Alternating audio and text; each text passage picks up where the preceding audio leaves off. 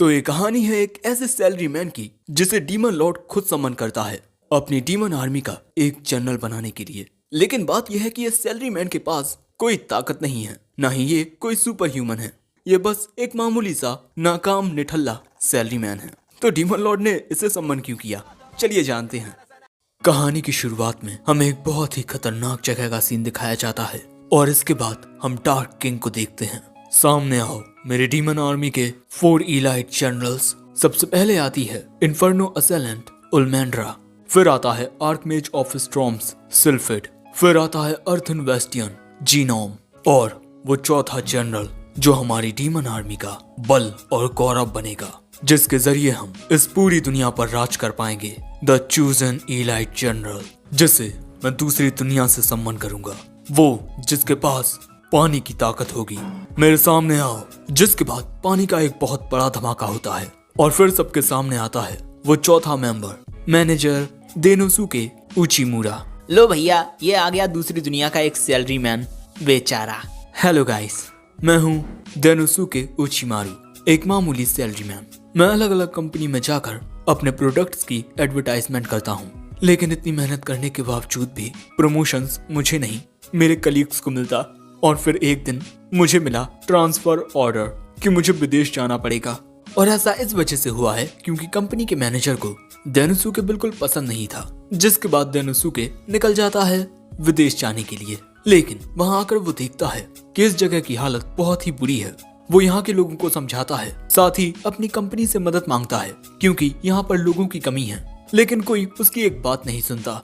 इसीलिए जो उसके कंपनी के लोग थे उन्होंने भी देनोसुके पर कभी भरोसा नहीं किया। देनोसुके को लग रहा था कि वो विदेश जाकर भी अगर अपनी पूरी मेहनत करेगा तब सब कुछ सही हो जाएगा।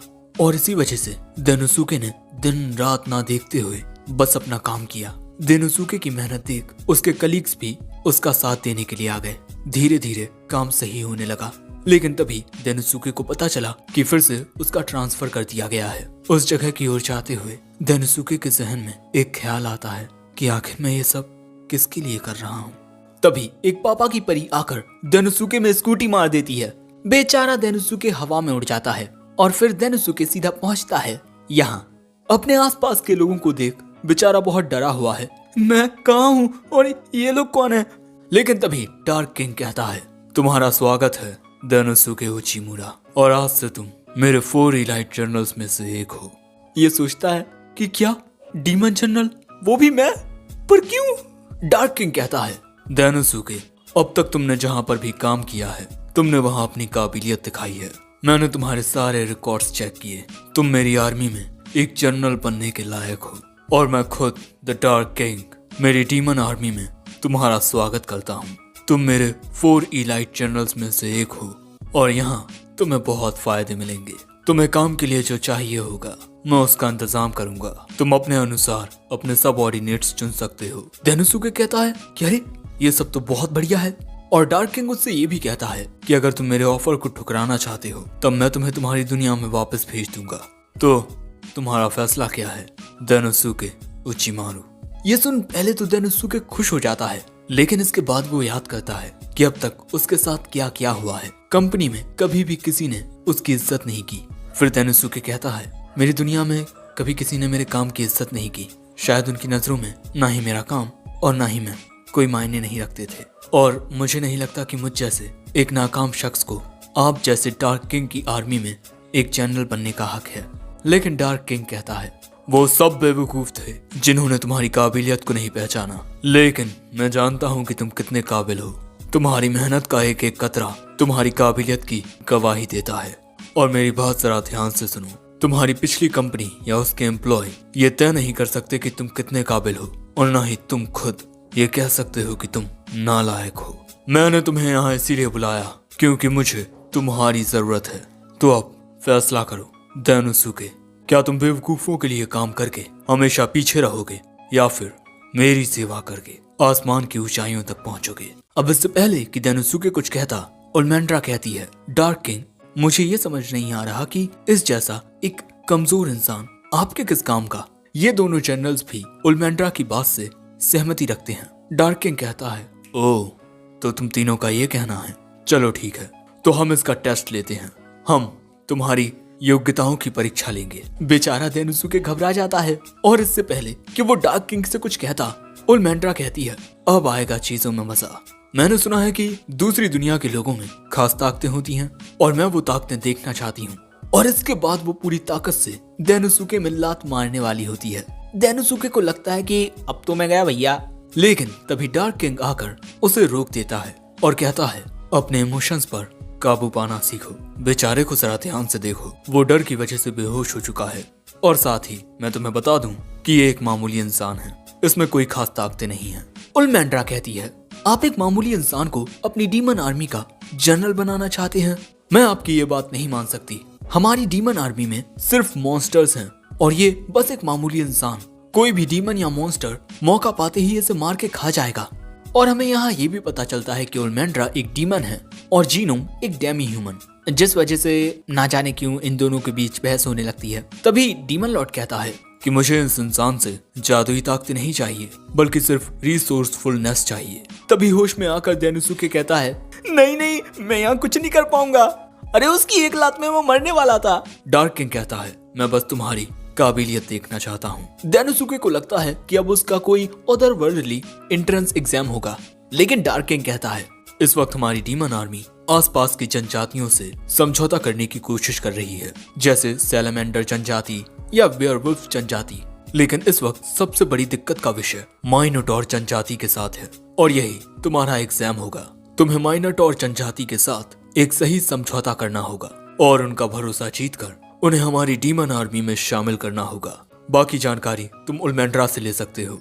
जिसके बाद डार्क किंग यहाँ से चला जाता है। अब बेचारा डेनोसुके तो शॉक में होता है कि उसके साथ ये सब क्या हो रहा है और क्यों हो रहा है, और एक तो ये लड़की मुझ पर इतनी गुस्सा क्यों है।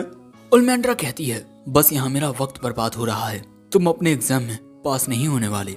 डेनोसुके मन में कहता है, इसने सही कहा, मैं बस एक नाकाम सैलरी मैन हूँ जिसके पास कोई काबिलियत नहीं है। लेकिन तभी उसे डार्क किंग की कहीं बातें याद आती हैं और वो कहता है, नहीं, मैं हमेशा से एक ऐसा बॉस चाहता था जिसे मेरी जरूरत हो, और उस डार्क किंग का कहना है कि उसे मेरी जरूरत है, मैं उसकी उम्मीदों पर खरा उतरूंगा। तभी ये लोग उस कमरे तक पहुंच जाते हैं जहां पर माइनोटॉर ट्राइब का चीफ रुका हुआ है, और ये कुछ ज्यादा ही बड़ा होता है। और हो भी क्यों ना, माइनोटॉर बहुत बड़े और खतरनाक होते हैं और उलमेंड्रा को पूरा यकीन होता है कि डेनोसुके उस माइनोटॉर चीफ के पैरों तले आकर कुचला जाएगा। जिसके बाद वो दरवाजा खोल देती है। अब डरा होने के बावजूद भी डेनोसुके अपनी हिम्मत जुटाता है, लेकिन जैसे ही उसके सामने माइनोटॉर चीफ आता है, उसकी फट जाती है बहुत बुरे तरीके से, और बेचारा माइनोटॉर के पैर के नीचे आकर पतंग बन जाता है। लेकिन असल में अभी ऐसा कुछ नहीं हुआ है। लेकिन माइनोटॉर चीफ को अपने सामने देखकर डेनोसुके सच में बहुत ज्यादा डरा हुआ है। लेकिन तभी उलमेंड्रा उस माइनोटॉर चीफ की ओर जाने लगती है, डेनोसुके को ये दिखाने के लिए कि नेगोशिएशंस कैसे की जाती हैं। ये देख डेनोसुके को लगता है कि अब मैं बच जाऊंगा, और सच में मिस उलमेंड्रा कितनी अच्छी हैं। लेकिन जब उलमेंड्रा उस चीफ से बात करती है और वो उसकी बात नहीं सुनता, तब वो वहीं गुस्सा करने लगती है। माइनोटॉर चीफ भी उलमेंड्रा की तरह गुस्सैल होता है। डेनोसुके कहता है, हो गई इनकी बातचीत, अब चलो चलते हैं। और ये दोनों ही कमरे के बाहर आ जाते हैं। उलमेंड्रा कहती है, पहले तो बातचीत सही चल रही थी, लेकिन जब कंडीशंस की बात आई तब वो ना ना ना कहने लगा, यहाँ तक कि वो हमारी डीमन आर्मी के साथ लड़ने के लिए भी तैयार है। मैंने कितनी बार आकर उसे समझाने की कोशिश की है, लेकिन हर बार वो बस नहीं नहीं कहता है। और पता नहीं वो अपने साथ ये कचरा क्यों लाया अपने कमरे में फैलाने के लिए। सारी की सारी गलती उसकी है। वैसे अब मैं सब तुम पर छोड़ती हूँ। और ये कहकर मोहतरमा वहाँ से चली जाती हैं। अब बेचारा डेनोसुके क्या करेगा। डेनोसुके कह रहा है, अब सब कुछ मुझ पर है, मैं उससे कैसे बात करूंगा। मुझ जैसा इंसान उस खतरनाक क्रिएचर से कैसे बातचीत करेगा। अब जब उसे कुछ समझ नहीं आता, वो सीधा जाता है बार में। डेनोसुके बार में आकर एक कुर्सी पर बैठकर एक टॉवल से अपना मुंह पोंछता है और इसके बाद शराब पीते हुए सोचने लगता है कि अगर क्लाइंट बातचीत करने से इनकार कर दे तब क्या करना चाहिए। शायद एक ऐसा ही केस मैं पहले भी देख चुका हूँ। क्लाइंट उस वक्त मेरी बात सुनने से भी इनकार कर रहा था, लेकिन उसकी आंखों में देखकर मैंने उसे समझने की कोशिश की। जिसके बाद डेनोसुके चैन से शराब पीता है और इसके बाद वहाँ से चला जाता है। वो फिर से उसी जगह पर आता है फुल कॉन्फिडेंस के साथ। दूसरी ओर उलमेंड्रा डार्क किंग को आकर बताती है कि हमेशा की तरह चीफ माइनोटॉर ने इनकार कर दिया और मुझे नहीं लगता कि वो इंसान कुछ कर पाएगा। डार्क किंग कहता है चलो देखते हैं। लेकिन इसके बाद जब उल्मेंड्रा उसी जगह पर वापस आती है तब वो देखती है कि डेनोसुके वहाँ सामने रखी हुई घास को थैलियों में भर रहा है। वो कहती है तुम यहाँ से भागे नहीं, तुमने देखा ना वो हमारी एक भी बात सुनने के लिए तैयार नहीं है। लेकिन डेनोसुके कहता है मिस उल्मेंड्रा आप बहुत जल्दी हार मान रही हैं। बातचीत के दौरान ये मायने नहीं रखता कि आप जिससे बात कर रहे हैं वो साइज में आपसे कितना बड़ा है। समझौता सही से ना होने की वजह हमेशा गलतफहमी होती है और उस गलतफहमी को मैं सिर्फ आई कांटेक्ट बनाकर ही दूर कर सकता हूँ। इसलिए बस आप मुझे देखिए।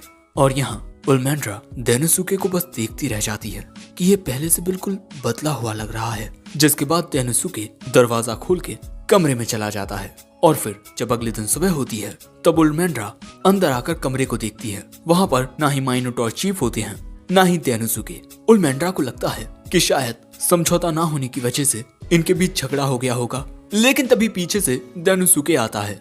उल्मेंड्रा चिल्लाते हुए कहती है तुमने हमारे डीमन कैसल में क्या ये चारों ओर कचरा फैला कर रखा है? और माइनोटॉर चीफ कहाँ गए?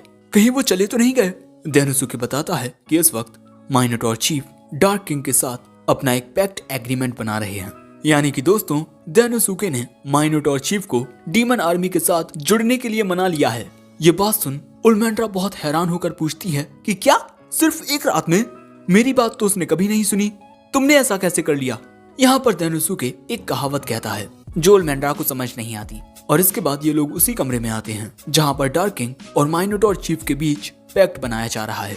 यहाँ डेनोसुके कहता है मिस उल्मेंड्रा आपको लग रहा था कि माइनोटॉर चीफ हमारे साथ समझौता नहीं करना चाहते, बल्कि उनकी नजरों में समझौता सही से हो रहा था। मुझे याद है जब एक बार मैं विदेश की कंपनी के साथ नेगोशिएशन के लिए गया था तब मैंने उन्हें बार बार मनाने की कोशिश की, लेकिन वो मेरी बात ही नहीं सुन रहे थे। इसीलिए मुझे लगने लगा कि अब ये समझौता नहीं होने वाला। लेकिन तभी अचानक उस आदमी ने मेरी ओर मुस्कुराते हुए अपना हाथ बढ़ाया, क्योंकि उनके लिए इमोशनल और अच्छे डिस्कशंस ज्यादा मायने रखते हैं। इसीलिए जब हम किसी टॉपिक पर ज्यादा डिटेल में बात करते हैं तब ये एक पॉजिटिव गेस्चर होता है, क्योंकि डिटेल में बात करने पर ही गलतफहमियां दूर की जा सकती हैं। मैंने माइनोटॉर चीफ की आंखों में आंखें डालकर बात की। तब उन्होंने मुझे बताया कि जब तुम उनसे नेगोशिएशन की बात करने जाती और गुस्सा कर बैठती तब उन्हें समझ नहीं आता कि आखिर ये गुस्सा क्यों कर रही है। और इसके अलावा माइनोटॉर ट्राइब के लोगों को घास पर लेटना पसंद होता है, और क्योंकि उनके कमरे में घास नहीं थी इसीलिए वो सही से सो नहीं पाए, और सही से ना सोने की वजह से ही वो थोड़े गुस्से में रहते। यानी कि उल्मेंड्रा माइनोटॉर चीफ को सही से समझ नहीं पाई। लेकिन माइनोटॉर चीफ आकर कहता है कि इसमें मेरी भी गलती है, हम दोनों ही एक दूसरे को सही से समझ नहीं पाए, माफ करना। और इसके बाद वो उल्मेंड्रा से हाथ मिलाता है और डेनोसुके को शुक्रिया कहता है, क्योंकि ये सब उसी की वजह से हुआ है। जिसके बाद हम देखते हैं कि माइनोटॉर चीफ अपनी घास लेकर यहाँ से चला जाता है और तभी इनके पास डार्क किंग आकर कहता है मैंने कहा था ना कि डेनोसुके में काबिलियत है, तुमने बहुत अच्छा काम किया डेनोसुके, और मैं तुम्हारा हमारी डीमन आर्मी में एज एन इलाइट जनरल स्वागत करता हूँ। अपना हाथ उठाओ डेनोसुके। डेनोसुके अपना हाथ उठाता है, जिसके बाद डार्क किंग अपनी मैजिकल पावर से एक ब्रेसलेट बनाकर उसे डेनोसुके को पहना देता है। ये वो निशानी है जिससे हर कोई जान जाएगा कि डेनोसुके डीमन लॉर्ड की आर्मी में 4 इलाइट जनरल्स में से एक है। आगे डार्क किंग कहता है तुम्हें किसी और की बात सुनने की कोई जरूरत नहीं है, तुम्हें अपना काम जिस तरह से सही लगे वैसे करो। ये सुन डेनोसुके कहता है शुक्रिया डार्क किंग। लेकिन तभी उल्मेंड्रा डेनोसुके की ओर कुछ इस तरह इशारा करती है, लेकिन इसे समझ ही नहीं आता। बेवकूफ, मैं कह रही हूँ कि अपना हाथ उठाओ। जिसके बाद हम देखते हैं कि ये दोनों अपने हाथ उठा लेते हैं और ये कहती है मैं उल्मेंड्रा हूँ द इन्फर्नो असेलन। ये कहता है और मैं डेनोसुके उचिमुरा हूँ, विदेश से आया मैनेजर। दोस्तों इसी तरह खुद को इंट्रोड्यूस करके उल्मेंड्रा के क्लैन के लोग अपने नए दोस्तों का स्वागत करते हैं। लेकिन तुम इसका कोई गलत मतलब मत निकाल लेना, मुझे अब भी तुम्हारी काबिलियत पर शक है। वो कहता है ठीक है। और इसके बाद एक साथ आगे बढ़ते हुए उल्मेंड्रा कहती है आगे की सारी नेगोशिएशंस भी तुम्हें ही करनी है डेनोसुके। वो कहता है हाँ बिल्कुल मिस उल्मेंड्रा। और ये देख डार्क किंग कहता है इसी तरह एक दूसरे की मदद करते हुए हमारी डीमन आर्मी और भी ताकतवर बनेगी। लेकिन अभी भी हमारी आर्मी पूरी नहीं हुई है और हमारी एकमात्र उम्मीद डेनोसुके उचिमुरा है, वो उम्मीद जो हमें रास्ता दिखाएगी और हमारा वर्चस्व पूरी दुनिया में लहराएगी। और हाँ, इसी के साथ ही एपिसोड 1 एंड होता है। एपिसोड 2 की शुरुआत में हम डेनोसुके को देखते हैं जो सोच रहा था मुझे इस दूसरी दुनिया में सम्मन किया गया है, वो भी डीमन आर्मी का एक जनरल बनाकर, और अब मेरे पास खुद का ऑफिस भी है जो मैंने कभी सोचा नहीं था कि मुझे कभी मिलेगा। लेकिन मैं अभी भी काफी परेशान हूँ क्योंकि ना जाने डार्क किंग को मुझ जैसे नाकाम और निठल्ले सैलरी मैन में ऐसा क्या दिख रहा है जो उन्होंने मुझे अपना एक जनरल बना लिया। लेकिन इसके बाद जैसे ही डेनोसुके खिड़की खोलता है उसके कमरे में काफी सारे डीमन चमगादड़ आ जाते हैं और डर के मारे वो जोर से चिल्लाता है। अब इसके बाद डेनोसुके डिसाइड करता है कि उसे दूसरे जनरल्स के साथ अपने तालमेल अच्छे से बनाने होंगे, इसीलिए सबसे पहले वो सिल्फिड के पास आता है। लेकिन तभी एक लड़की दरवाजा खोलकर पूछती है कि तुम कौन हो। ये कहता है मेरा नाम डेनोसुके है और हाल ही में मैं 4 ग्रेट जनरल्स में से एक बना हूँ और मैं यहाँ मिस्टर सिल्फिड से मिलने आया हूँ। लेकिन वो लड़की बताती है कि इस वक्त मिस्ट्रेस सिल्फिड यहाँ नहीं है, यानी कि सिल्फिड एक लड़की है और मैं बेलिंडा हूँ उनकी असिस्टेंट, और मैं उन्हें आपके आने के बारे में बता दूंगी। अब आप यहाँ से जा सकते हैं। डेनोसुके कहता है अरे इनसे तो मैं नहीं मिल पाया, चलो दूसरे के पास चलते हैं। लेकिन तभी वहाँ ओल्मेंड्रा आ जाती है और वो डेनोसुके को बताती है कि डार्क किंग उसे बुला रहे हैं, उसके लिए एक नया काम आया है। अब अगले सीन में डार्क किंग डेनोसुके को बताते हैं कि अब उसे ओग्रे ट्राइब के साथ समझौता करना होगा।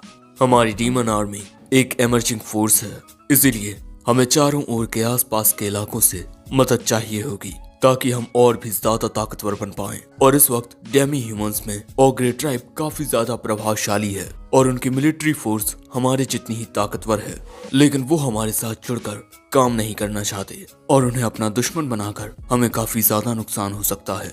अब तक काफी लोग ओग्रे ट्राइब को समझाने के लिए जा चुके हैं, लेकिन हर बार वो मानने से साफ इनकार कर देते। लेकिन मैं जानता हूँ तुम ये काम कर लोगे डेनोसुके, जाओ जाकर ओग्रे ट्राइब के साथ समझौता करो।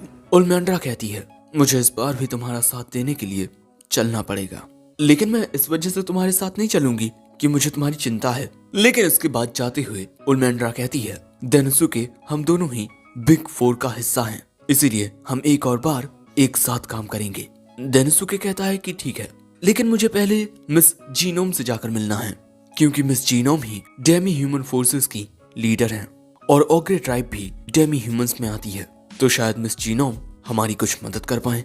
लेकिन तभी ओल्मेंड्रा अब डेनोसुके के साथ जाने से मना कर देती है, ये कहकर कि उसे कोई और काम याद आ गया है। डेनोसुके कहता है ठीक है, तब मैं अपने काम पर जाता हूँ और तुम अपने काम पर जाओ। लेकिन हम साफ देख सकते हैं कि ओल्मेंड्रा किसी बात से तो नाखुश हुई है, जिसके बाद हम कुछ डेमी ह्यूमंस को देखते हैं जो अपनी ट्रेनिंग कर रहे थे। और इसके बाद मिस जीनोम सभी डेमी ह्यूमंस से कहती हैं तुम सभी की फाइटिंग स्किल्स दिन ब दिन इम्प्रूव हो रही हैं, अब तुम थोड़ा आराम कर सकते हो। और इसके बाद वो डेनोसुके से जाकर पूछती है तो आप यहाँ क्या कर रहे हैं। वो कहता है कि मैं यहाँ ओग्रे ट्राइब के बारे में पूछने आया हूँ क्योंकि डार्क किंग ने अब मुझे ओग्रे ट्राइब के साथ समझौता करने के लिए कहा है। जो सुन मिस जीनोम कहती हैं कि ओग्रे ट्राइब के चीफ ओगुरे को समझा पाना काफी मुश्किल होगा क्योंकि उसे एक डिक्टेटर भी माना जाता है। बाकी सब तुम खुद देख लेना और जल्दी से मेरी नजरों के सामने से इस वाहियात चीज को हटाओ क्योंकि उस जैसी डीमन को देख मेरे सबऑर्डिनेट्स को अच्छा नहीं लग रहा। तभी डेनोसुके अपने पीछे देखता है कि उसके पीछे बहुत ही ज्यादा गुस्से में ओल्मेंड्रा होती है। अरे आप यहाँ क्या कर रही हैं मिस ओल्मेंड्रा। वो कहती है तुम्हें आने में देर हो रही थी इसीलिए मैं तुम्हें लेने आई, और तुमने मुझे वाहियात चीज कैसे कहा। तुम्हारे कान बंद करने से कुछ नहीं होगा, मेरी बात सुनो, मैं कुछ कह रही हूँ। डेनोसुके सोचता है कि क्या यार ये हमेशा गुस्सा करती रहती है। जिसके बाद हमें ओग्रे ट्राइब का महल दिखाया जाता है जहाँ के गार्ड्स ने इन दोनों को अंदर जाने से रोक दिया है क्योंकि जब तक इनके चीफ इन्हें परमिशन नहीं देते ये दोनों अंदर नहीं जा सकते। जो देख डेनोसुके सोचता है डार्क किंग ने सही कहा था, ये नेगोशिएशन बहुत ज्यादा मुश्किल होने वाली है। लेकिन तभी डेनोसुके ये देख घबरा जाता है कि फिर से ओल्मेंड्रा को गुस्सा आने लगा है। लेकिन तभी अंदर से एक फीमेल ओग्रे आकर कहती है आप दोनों ने इतना इंतजार किया उसके लिए शुक्रिया, अब आप दोनों अंदर आ सकते हैं। जिसके बाद ये दोनों उस लड़की के साथ अंदर जाने लगते हैं। यहाँ पर आते वक्त डेनोसुके अपने चारों ओर देख रहा था, तभी ओल्मेंड्रा उससे कहती है कि चौकन्ने रहना क्योंकि ओग्रे ट्राइब काफी ज्यादा ताकतवर है और इस बार हमें काफी दिक्कत होने वाली है। डेनोसुके मन में कहता है मिस जीनोम ने ये खुद कहा है कि ओग्रे चीफ को उसके दुश्मन एक डिक्टेटर मानते हैं। जिसके बाद ये लोग एक और गेट के सामने पहुंचते हैं और इसके आगे इन दोनों को ही जाना होगा। जिसके बाद ये दोनों इस कमरे के अंदर जाने लगते हैं और अंदर आते ही इन्हें सामने दिखाई देता है ओग्रे ट्राइब का चीफ ओगुरे। इन दोनों को देख ओगुरे कहता है, तुम चिरकुट हमेशा मेरी इजाजत के बिना आते हो। मैं तुम्हें बता दूं कि जब तक मैं जिंदा हूं मैं तुम लोगों को कोई इजाजत नहीं देने वाला। अगर तुम कुछ करना ही चाहते हो तो हमारी आर्मी के सामने सरेंडर कर दो, और अगर तुम चाहते हो कि मैं तुम्हारे साथ कोई समझौता करूं तो मेरी एक शर्त है, तुम्हें मेरे कदमों में अपने डार्क किंग का सिर लाकर रखना होगा। लेकिन उसकी ये बात सुन उलमेंड्रा के सब्र का बांध टूट जाता है और वो कुछ कहने ही वाली थी, लेकिन तभी देनुसुके उसे रोक देता है और खुद कहता है, आपने अपना कीमती वक्त निकालकर हमें जो ऑफर दिया है हम उसके बारे में जरूर सोचेंगे। और इसके बाद वो उलमेंड्रा को लेकर वहाँ से जाने लगता है। अब बाहर आकर उलमेंड्रा अपना पूरा गुस्सा निकालती है, वो बुढ़ा, मैं उसके टुकड़े टुकड़े करके कुत्तों को खिला दूंगी। लेकिन देनुसुके उलमेंड्रा को समझाता है कि वो ओग्रे चीफ यही चाहता है, वो हमें गुस्सा दिलाकर इस नेगोशिएशन को पूरी तरह से बर्बाद करना चाहता है। भले ही उस ओग्रे चीफ को हमारे साथ समझौता करने में कोई दिलचस्पी ना हो, लेकिन वो एक क्लैन का लीडर है और लीडर होने के नाते वो नहीं चाहेगा कि उसके ट्राइब को बेफजूल में ही खतरे का सामना करना पड़े। इसीलिए वो अपनी बातों से हमें गुस्सा दिलाकर डार्क किंग से यही कहेगा कि तुमने ये कैसे लोग भेजे थे नेगोशिएशन के लिए, मुझ पर ही चिल्ला कर गए हैं। उलमेंड्रा पूछती है, क्या तुम्हें उसकी बातों से गुस्सा नहीं आया? वो कहता है, हाँ बिल्कुल आया, लेकिन इस वक्त हमें अपने गुस्से पर काबू रखना होगा, वरना इससे डार्क किंग को परेशानी हो सकती है। अगर इस वक्त वो हमारे साथ समझौता नहीं करना चाहते तब हम उन्हें फोर्स नहीं करेंगे, वरना इससे बात और बिगड़ जाएगी। सो उलमेंड्रा पूछती है, तो अब हम क्या करें? अब इससे पहले कि देनुसुके कुछ सोचता, ये मोहतरमा यहाँ आ जाती हैं और ये ओ लुलू है, ओगुरे की बेटी। ये जान उलमेंड्रा कहती है, अब तुम हमसे क्या चाहती हो? ओ लुलू कहती है, मैं चाहती हूँ कि तुम मेरे पिता ओगुरे को उनकी गद्दी से हटवा दो। अरे भैया ये क्या हो रहा है? अगले सीन में ओलुलू इन दोनों को इनके महल के उस कमरे में लेकर आती है जहाँ पर सारा खाना रखा होता है, लेकिन यहाँ कुछ नहीं होता क्योंकि इस वक्त इनकी ट्राइब में काफी सारी फाइनेंशियल प्रॉब्लम्स आ रही हैं। यहाँ तक कि कई सारे लोगों को तो पेट भर खाना भी नहीं मिल रहा। जो जान देनुसुके कहता है, मुझे लग ही रहा था, मैंने देखा कि उन गार्ड्स के आर्मर थोड़े टूटे हुए हैं। कैसल में भी चारों ओर अंधेरा छाया हुआ है और अक्सर बड़ी कंपनियों के साथ ऐसा ही होता है। जब तक चेन ऑफ कमांड सिंपल रहती है सब कुछ सही चलता है, लेकिन इसके टूटने के बाद दिक्कतें आना शुरू होती हैं और यही इस वक्त यहाँ हो रहा है। और ओग्रे ट्राइब की सभी दिक्कतों का हल डीमन आर्मी के साथ मिलकर ही निकाला जा सकता है, लेकिन मेरे पिता किसी की बात ही नहीं सुन रहे और इसके अलावा वो बीमार भी हैं और इसी वजह से उनसे मिलने से पहले आपको इतना इंतजार करना पड़ा। वो भले से ही सबके सामने ये दिखा रहे हों कि वो बिल्कुल ठीक हैं, लेकिन इस वक्त उनकी हालत बिल्कुल भी सही नहीं है और अगर ऐसा ही चलता रहा तो मेरे पिता का बचना मुश्किल है और अगर उन्हें कुछ हो गया तो हमारी ओग्रे ट्राइब भी नहीं बचेगी, इसीलिए प्लीज कुछ कीजिए। देनुसुके कहता है, मैं तुम्हारी बात समझता हूँ, लेकिन तुमने जो किया वो गलत है। चाहे कुछ हो जाए, किसी ऑर्गेनाइजेशन के किसी भी मेंबर को उनके पर्सनल अफेयर्स के बारे में किसी अनजाने शख्स को नहीं बताना चाहिए, लेकिन तुमने तो अपने बॉस की हालत भी हमें बता दी। तुम्हें भले ही अपने पिता की चिंता हो रही हो, लेकिन तुम एक चीफ की बेटी हो, तुम्हें ऐसी बातों पर और ध्यान देना चाहिए। जो सुन ओलुलू कहती है, आप तो सच में बहुत ही अच्छे हैं जो मुझे मेरी गलती बता रहे हैं। मैं लोगों को पढ़ने में बहुत अच्छी हूँ, इसीलिए प्लीज मिस्टर देनुसुके उचिमुरा आप मुझसे शादी कर लीजिए और हमारी ओग्रे ट्राइब के नए चीफ बन जाइए। ये बात सुन देनुसुके के होश उड़ जाते हैं और उलमेंड्रा गुस्से में आग बबूला होने लगती है। देनुसुके कहता है कि आप ये क्या कह रही हैं? वो कहती है, हमारी ट्राइब का हर एक मेंबर मेरे पिता के साथ है और हमारी ओग्रे ट्राइब को बचाने का सिर्फ अब एक रास्ता है, वो है आपकी मेरे साथ शादी। मुझसे शादी करके आप ओग्रे ट्राइब के नए चीफ बन जाएंगे। लेकिन तभी बीच में उलमेंड्रा आ जाती है, प्लीज हमें इस बारे में सोचने का वक्त दीजिए। जिसके बाद हम देनुसुके को उसके ऑफिस में देखते हैं। मैं क्या करूं, ओग्रे चीफ मेरी बात नहीं सुन रहे और उनकी बेटी, यार मैं क्या करूं। अब यहाँ देनुसुके कुछ ज्यादा ही परेशान होने लगता है, इसीलिए उसकी नजरों के सामने सिर्फ एक उपाय आता है, बार। और अगले सीन में हम देनुसुके को बार में शराब पीते हुए देखते हैं। वहाँ पर उलमेंड्रा भी होती है और तभी अचानक वो देनुसुके से पूछती है, तुम्हें क्या लगता है जंगल का सबसे खतरनाक जानवर शेर ही है ना? लेकिन ये अंकल कह रहे हैं कि वो गोरिल्ला है। ये बारटेंडर कहता है, गोरिल्ला ढपला पीट कर सबको बता देता है कि वो कहाँ है। जो बात सुन उलमेंड्रा हैरान हो जाती है और इसके बाद वो एक ऐसा फैक्ट बताती है जो शेर को वाकई दूसरे जानवरों से महान बनाता है। वो है उसका गौरव। और तभी डेनोसुके के दिमाग में क्लिक होता है, गौरव। और अब प्रेजेंट में वो कहता है, चलो अब ये डील करने चलते हैं। अब सुबह होते ही डेनोसुके यहाँ से जाने के लिए निकलने वाला है। वहाँ उल्मेंड्रा भी आ जाती है। डेनोसुके कहता है, तुम्हें इतनी सुबह बुलाया, माफ करना। वो कहती है, कोई बात नहीं, चलो अब चलते हैं। डेनोसुके कहता है, पहले हम ओग्रे ट्राइब नहीं बल्कि कहीं और जाएंगे। बैठो, मैं रास्ते में सब बताता हूँ। जिसके एक हफ्ते बाद ओग्रे ट्राइब में हमें पता चलता है कि ओग्रे चीफ इन दोनों को खुद अपने पास बुलाता है और गुस्से में पूछता है, आखिर दूसरी जातियों ने डीमन आर्मी को ज्वाइन कैसे किया। यहाँ डेनोसुके मुस्कुराता है और फिर हमें पता चलता है कि बग्घी में बैठकर डेनोसुके उल्मेंड्रा को बताता है कि पहले हम दूसरी जातियों को अपने साथ जोड़ेंगे, क्योंकि इस वक्त उन्हें भी काफी दिक्कतों का सामना करना पड़ रहा है। पहले ओग्रे ट्राइब दूसरी जातियों को संभाले रहती, लेकिन अब उनकी खुद की हालत खराब है। और हमारे इस मिशन का नाम होगा ऑपरेशन स्ट्रॉन्ग होल्ड। और अब प्रेजेंट में उल्मेंड्रा को समझ आता है कि आखिर डेनोसुके ने वो सब क्यों किया। डेनोसुके पहले भी इस स्ट्रेटजी का यूज कर चुका है, जहाँ पर एक बहुत ही बड़ी कंपनी डेनोसुके से बातचीत करने से भी मना कर रही थी। लेकिन इसके बाद डेनोसुके ने उस बड़ी कंपनी के आसपास की छोटी कंपनियों को अपने साथ जोड़ लिया, जिसके बाद उस बड़ी कंपनी ने डेनोसुके को सामने से बुलाया उसका प्रोडक्ट देखने के लिए। अगर दूसरी जातियों ने डीमन आर्मी को ज्वाइन कर लिया, तब यहाँ द प्राइडफुल ओग्रे चीफ की प्राइड को ठेस पहुंचेगी। और अब आता है नेक्स्ट स्टेप। डेनोसुके कहता है, लॉर्ड ओगुरे, दूसरी जातियों को पेट भर खाने को नहीं मिल रहा था, लेकिन डीमन आर्मी को ज्वाइन करने के बाद उनकी हालतों में सुधार आ रहे हैं। ये कहता है, लेकिन आसपास के एरिया का शासन मैं करता हूँ, तुम मेरे एरिया में अपनी मनमर्जी का काम नहीं कर सकते। डेनोसुके कहता है कि डीमन आर्मी के साथ दूसरी जातियों की ज्वाइनिंग के अलावा ओग्रे ट्राइब की भी ज्वाइनिंग है।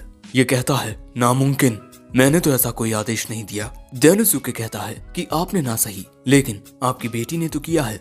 लेडी ओलुलु ने हमारे साथ मिलकर खुद दूसरी जातियों को समझाया है, क्योंकि ये उसका हक है। आखिर वो आपकी बेटी जो है। जिसके बाद ओलुलु अपने पिता से कहती है, पिताजी, हमारी टॉप प्रायोरिटी दूसरे डेमी ह्यूमंस की जिंदगियां बचाना है, और ऐसा हम सिर्फ डीमन आर्मी के साथ जुड़कर ही कर सकते हैं। ओगुरे कहता है, लेकिन मैं किसी के सामने नहीं झुकता। ओलुलु रोते हुए कहती है, पिताजी, आप मेरे लिए सबसे ज्यादा ताकतवर हो। आपने बचपन से मेरा कितना ख्याल रखा है, लेकिन अब वक्त बदल चुका है। आप बूढ़े और बीमार हो गए हो, इसीलिए हमें उनके साथ जुड़ना ही होगा। तभी डेनोसुके कहता है, कैसा रहेगा अगर हम एक एलियंस बना लें जिसमें इक्वल पार्टनरशिप होगी। ये बात सुन ओगुरे कहता है, मुझे इस बारे में सोचने के लिए थोड़ा वक्त चाहिए। डेनोसुके कहता है, हमारी बात सुनने के लिए शुक्रिया लॉर्ड ओगुरे। लेकिन यहाँ से जाते हुए डेनोसुके खुद जानता है कि उसका जवाब क्या होगा। बस उसे ये फैसला लेने के लिए थोड़ा वक्त चाहिए। और इसके बाद ओलुलु भी अपने पिता को शुक्रिया कहती है और फिर वहाँ से जाने लगती है। अपनी बेटी को देख ओगुरे सोचता है, मेरी प्यारी बच्ची अब बड़ी हो गई है। सच में वक्त बदल गया है। फिर कुछ दिनों बाद उल्मेंड्रा डेनोसुके को आकर बताती है कि ओगुरे ने हमारे ऑफर पर हामी भर दी है। लेकिन वो देखती है कि डेनोसुके कुछ ज्यादा ही बिजी होता है। डेनोसुके को डार्क किंग ने अपने लिए एक चेला रखने को कहा है, लेकिन इसे समझ नहीं आ रहा कि ये किसे चुने। उल्मेंड्रा आकर कहती है, तब तुम अपनी अंतरात्मा की आवाज सुनो। डेनोसुके कहता है, मैं तो बस सोच रहा था कि आपको अपना साथी बना लूं। उल्मेंड्रा खुश होकर कहती है, इसका मतलब तुम मुझे अपना पार्टनर बनाना चाहते हो। और ऐसे ही वो बहुत ज्यादा खुश होने लगती है। लेकिन तभी कोई दरवाजा खटखटाता है। डेनोसुके जाकर देखता है तो ये मिस ओलुलु होती हैं और वो यहाँ पर ओग्रे ट्राइब की रिप्रेजेंटेटिव बनकर आई हैं। और इसके बाद वो डेनोसुके का हाथ पकड़ के कहती है, शुक्रिया, ये सब आपकी वजह से हुआ है और आप ही की वजह से हमारी पूरी ओग्रे ट्राइब में सुधार आ रहे हैं। आपने हमारे लिए इतना कुछ किया, अगर बदले में मैं आपके लिए कभी भी कुछ कर सकूं तो मुझे बताइएगा। ये सुन डेनोसुके कहता है, अगर तुम्हें बुरा ना लगे तो क्या तुम मेरे साथ काम करना चाहोगी। वो कहती है, क्या सच में मैं ऐसा कर सकती हूँ। वो कहता है, हाँ बिल्कुल। जिसके बाद ये दोनों हाथ मिलाते हैं और फिर डेनोसुके उल्मेंड्रा से कहता है, आपके साथ काम करके भी मुझे बहुत खुशी होती है मिस उल्मेंड्रा। लेकिन डेनोसुके से गुस्सा होकर उल्मेंड्रा कहती है, मैं तुम्हारी साथी नहीं राइवल हूँ। बेचारा डेनोसुके। लेकिन हाँ, डेनोसुके ने अपनी काबिलियत के साथ डीमन आर्मी की ताकत बढ़ाना शुरू कर दिया है। देखने में और भी मजा आएगा कि आगे डेनोसुके और क्या क्या करता है। एपिसोड 3 की शुरुआत में हम डेनोसुके को देखते हैं जो सुबह होते ही अपना कुछ काम करने लगता है। तभी वहाँ ओलुलु आती है और ये यहाँ अपना काम पूरा करके आई है। डेनोसुके ने ओलुलु से कहा था कि वो बियर ट्राइब के साथ जाकर नेगोशिएशन करे। तभी डेनोसुके कहता है कि मैं ऐसी काफी सारी मीटिंग्स अटेंड कर चुका हूँ जिनमें मुझे हर एक चीज बार बार शुरुआत से करनी पड़ती थी। तभी ओलुलु डेनोसुके को बताती है कि ओग्रे ट्राइब के साथ सक्सेसफुल एलियंस बनाने के लिए डेनोसुके को अवार्ड मिलने वाला है, लेकिन इस वक्त मुझे ये नहीं पता कि वो अवार्ड क्या है। इसीलिए डेनोसुके इस बारे में सोचने लगता है क्योंकि अपने पुराने कामों में उसे कभी बोनस तक नहीं मिला और यहाँ उसे एक अवार्ड मिलने वाला है। तभी वहाँ उल्मेंड्रा डेनोसुके के लिए खाना लेकर आती है। उल्मेंड्रा को देख डेनोसुके खुश हो जाता है, जिसके बाद हम देखते हैं कि डेनोसुके खाना खाता है। वहीं बैठकर उल्मेंड्रा भी खाना खाती है और वो पल भर में ही खाना खा लेती है। लेकिन डेनोसुके को इस दुनिया का खाना कुछ पसंद नहीं आ रहा था। लेकिन दोस्तों, ये वाटरी गिम जो कि इस दुनिया की एक फजल का नाम है, वो डीमन लॉर्ड की आर्मी का मेन भोजन है। इसीलिए डेनोसुके इसकी शिकायत तो नहीं कर सकता, लेकिन वो कहता है कि काश वो मीट खा पाता। उसकी ये बात सुनते ही उल्मेंड्रा कहती है चलो ठीक है, शिकार के लिए चलते हैं। जो बात सुन बेचारा डेनोसुके हैरान हो जाता है। जिसके बाद हम इन दोनों को जंगल में देखते हैं और इस एरिया में उल्मेंड्रा इसीलिए आई है क्योंकि यहाँ कुछ ऐसे मैजिकल बीस्ट हैं जो इनकी आर्मी को काफी डैमेज देते हैं। इस एरिया में रहने वाले 5 ऑर्क मैजिकल बीस्ट के द्वारा मारे जा चुके हैं, लेकिन हम इस बारे में कुछ नहीं कर सकते क्योंकि कुदरत का यही नियम है, कमजोर मारा जाएगा। पर क्योंकि वो मैजिकल बीस्ट बहुत ज्यादा ताकतवर हैं, इसीलिए हम ऑर्क्स की मदद करने के लिए आए हैं। दोस्तों, यहाँ डेनोसुके भी समझ चुका है कि इस दुनिया में खाने की बहुत दिक्कत है, इसीलिए हर बार खाने में पानी मिलाया जाता है। लेकिन तभी अचानक वहाँ पर उल्मेंड्रा को कुछ मशरूम्स मिल जाते हैं और ये मशरूम्स इस एरिया में भोजन का मुख्य सोर्स हैं और हर बार मशरूम तोड़ते वक्त ही इस एरिया में ऑर्क्स पर हमले होते हैं। और तभी अचानक इनके पीछे एक बहुत ही बड़ा जंगली सुअर आ जाता है। तुम लोग देख सकते हो कि ये काफी बड़ा है। उसे देख डेनोसुके के तोते उड़ चुके थे, इसीलिए वो पेड़ के पीछे जाकर छुप जाता है। लेकिन तभी उल्मेंड्रा इसकी ओर उछलकर इसमें इस तरह किक मारती है कि ये जंगली सुअर जमीन में धंस जाता है। लेकिन अभी भी वो सुअर हारा नहीं है। वो अपने मुंह पर लगे सींगों से जमीन को इस तरह कुरेदता है कि बड़े बड़े पत्थर उल्मेंड्रा की ओर आने लगते हैं। लेकिन उल्मेंड्रा उन सभी पत्थरों से बहुत आसानी से बच जाती है। लेकिन इसके बाद वो जंगली सुअर खुद उल्मेंड्रा पर हमला करने जाता है, लेकिन तभी उल्मेंड्रा उसमें एक मुक्का मार देती है और इसी तरह वो लगातार उस जंगली सुअर पर हमले करने लगती है। लेकिन इतना कुछ करने के बाद भी वो जंगली सुअर हारता नहीं। ये देख डेनोसुके सोचता है जानवरों के मुकाबले इंसानों में बहुत कम ताकत होती है, इसीलिए इंसान ऐसे बीस्ट या जानवरों को मारने के लिए हथियारों का इस्तेमाल करते हैं। लेकिन उल्मेंड्रा इस जंगली सुअर से बिना किसी वेपन के लड़ रही है और यही बात डेनोसुके को समझ नहीं आती कि आखिर इसके पास कोई हथियार क्यों नहीं है। लेकिन अगले ही पल में उल्मेंड्रा अपने हाथ को इस तरह बढ़ाकर कहती है तुम्हें मारने के लिए अब मुझे यही करना होगा। और अचानक ही हम देखते हैं कि उल्मेंड्रा की बॉडी से काफी रोशनी निकलने लगती है और फिर हम देखते हैं कि उल्मेंड्रा के इस हाथ पर एक नया आर्मर आ जाता है और फिर उल्मेंड्रा कहती है अब आओ मेरी ओर अपनी पूरी ताकत से। ये बात सुन वो जंगली सुअर बौखलाकर उल्मेंड्रा की ओर आगे बढ़ता है और उल्मेंड्रा से सीधा जाकर टकराता है। लेकिन यहाँ उल्मेंड्रा ने उस जंगली सुअर का सींग पकड़ लिया था और इसके बाद वो एक ही हाथ से उस जंगली सुअर को उठाकर अपने दोनों हाथों से उसकी गर्दन को इसी तरह आसमान में मरोड़ देती है, जिससे वो जंगली सुअर वहीं पर मारा जाता है। और ये देख डेनोसुके के होश उड़ जाते हैं। उल्मेंड्रा कहती है चलो अब इसे खाते हैं, लेकिन देखकर लगता है कि डेनोसुके की भूख मर चुकी है। अब शाम के वक्त हम देखते हैं कि यहाँ मौजूद ऑर्क इस जंगली सुअर को मारने के लिए उल्मेंड्रा का शुक्रिया अदा करते हैं। सो उल्मेंड्रा कहती है कोई बात नहीं, चलो अब एक साथ इसका मांस खाते हैं। लेकिन डेनोसुके नोटिस करता है कि ये जंगली सुअर और ये ऑर्क एक जैसे दिखते हैं और ये ऑर्क इस जंगली सुअर को खाने के लिए बहुत उत्साहित थे। और यहाँ एक फीमेल ऑर्क इस जंगली सुअर का पैर उल्मेंड्रा को देती है और भैया डेनोसुके ये जानकर हैरान हो जाता है कि उल्मेंड्रा खाना बना सकती है। डेनोसुके बहुत खुश होता है कि अब उसे मीट खाने को मिलेगा। डेनोसुके देखता है कि उल्मेंड्रा इसे अपने हाथ की शुद्ध आग पर पकाने वाली है। डेनोसुके इमेजिन करता है कि खाना किस तरह बनकर तैयार होगा, लेकिन अगले ही पल में उल्मेंड्रा अपनी आग से उस मीट को जला देती है और बनकर तैयार है मीट। डेनोसुके कहता है लेकिन ये तो पूरा जल चुका है। और जब वो उसे खाता है तब इस जंगली सुअर का जला हुआ मांस उसके गले में फंस जाता है और इसका टेस्ट बहुत बुरा था। अब मुझे ये काला पदार्थ आखिर कैसे खिला सकती है मिस उल्मेंड्रा? वो कहती है कि जो खाना देता है उससे ऐसे बात नहीं करते। लेकिन डेनोसुके समझ चुका था कि इस दुनिया में खाना सच में एक काफी बड़ी समस्या है। फिर एक फीमेल ऑर्क से डेनोसुके को पता चलता है कि इस दुनिया में मसाले, खासकर नमक, बहुत ही ज्यादा महंगे हैं और इतने सारे मीट में डालने के लिए इनके पास बस इतना ही नमक है।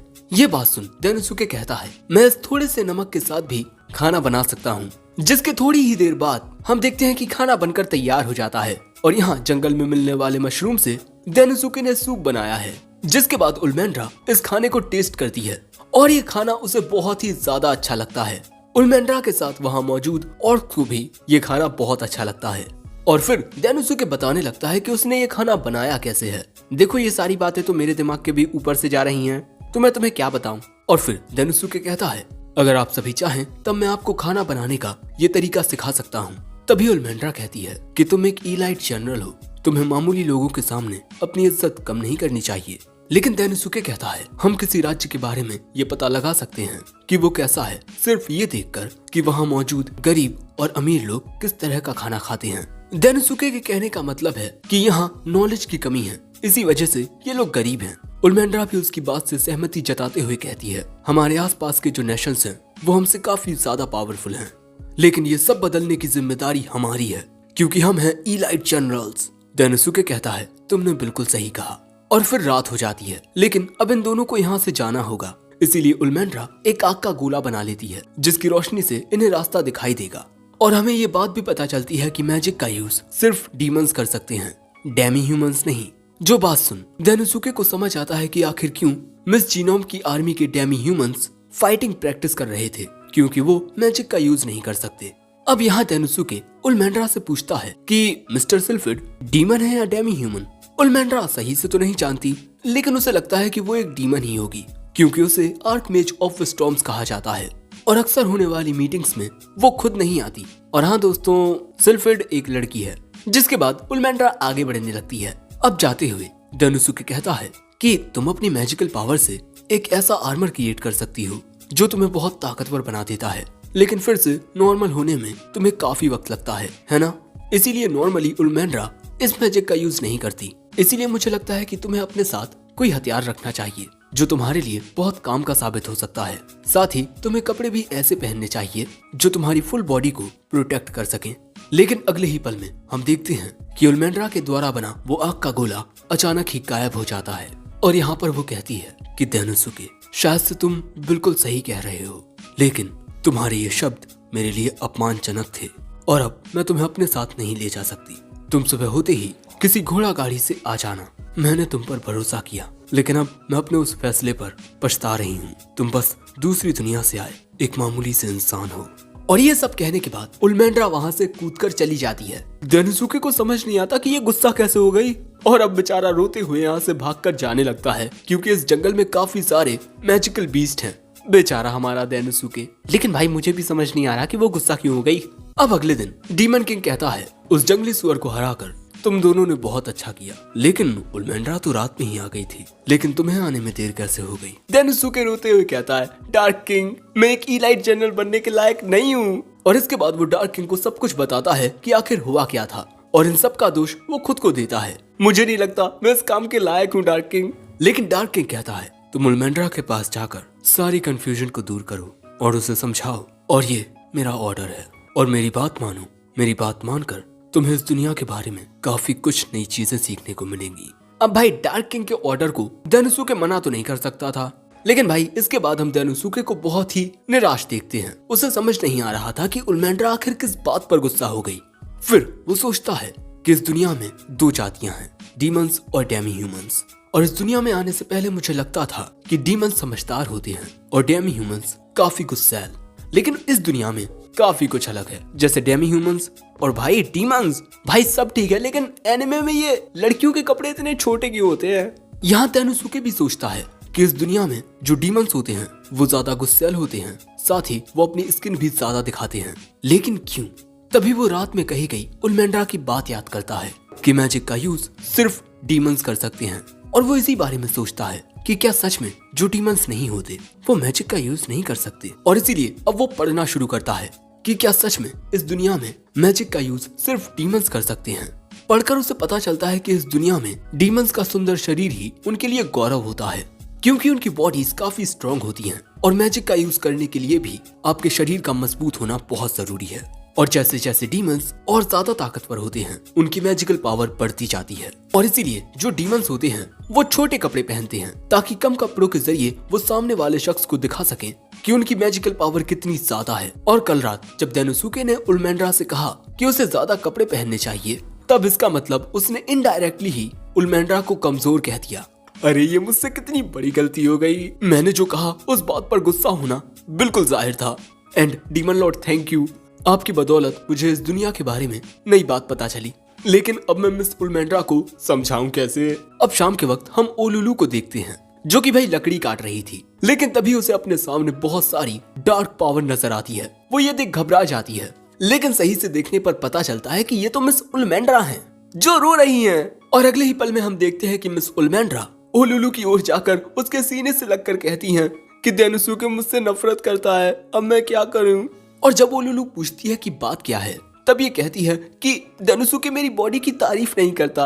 अब इसके बाद एक कमरे में बैठकर ओलुलू उल्मेंड्रा से कहती है, मिस्टर डेनोसुके के साथ काम करते हुए मैंने ये बात जानी है कि उनके सोचने का नजरिया हमारे नजरिए से काफी अलग होता है, और इसीलिए मुझे लगता है कि मिस्टर डेनोसुके के अकॉर्डिंग अपने शरीर को ज्यादा दिखाना सही नहीं होता। वो कहती है, इसमें गलत क्या है, मैं कपड़े पहनती तो हूँ और उन जगहों पर तो मैं सही से कपड़े पहनती हूँ। लेकिन फिर उसे ओलुलू की बातों से थोड़ा समझ आता है कि जिस तरह वो काम कर रही थी वो तरीका डेनोसुके के काम करने के तरीके से बहुत अलग है, और यही जानकर अब वो अपना सिर जमीन में मारने लगती है। और फिर ओलुलू से पूछती है कि अब मैं क्या करूं। सो अब ओलुलू कहती है कि अपने काम के पहले दिन मिस्टर डेनोसुके ने मुझसे कुछ कहा कि मेरे साथ काम करते हुए तुम गलतियां करने से जरा भी मत डरना। ठीक है ओलुलू, मैंने देखा है कि तुम कुछ चीजों को लेकर बहुत ज्यादा परेशान हो जाती हो, लेकिन अब तुम्हें परेशान होने की कोई जरूरत नहीं है। मैं हूं ना तुम्हें सपोर्ट करने के लिए। हम एक साथ मिलकर सारी प्रॉब्लम्स का सॉल्यूशन ढूंढ लेंगे। अब ओलुलू कहती है, उनकी इन्हीं बातों से मुझे पूरा यकीन है कि आप उन पर यकीन कर सकती हैं।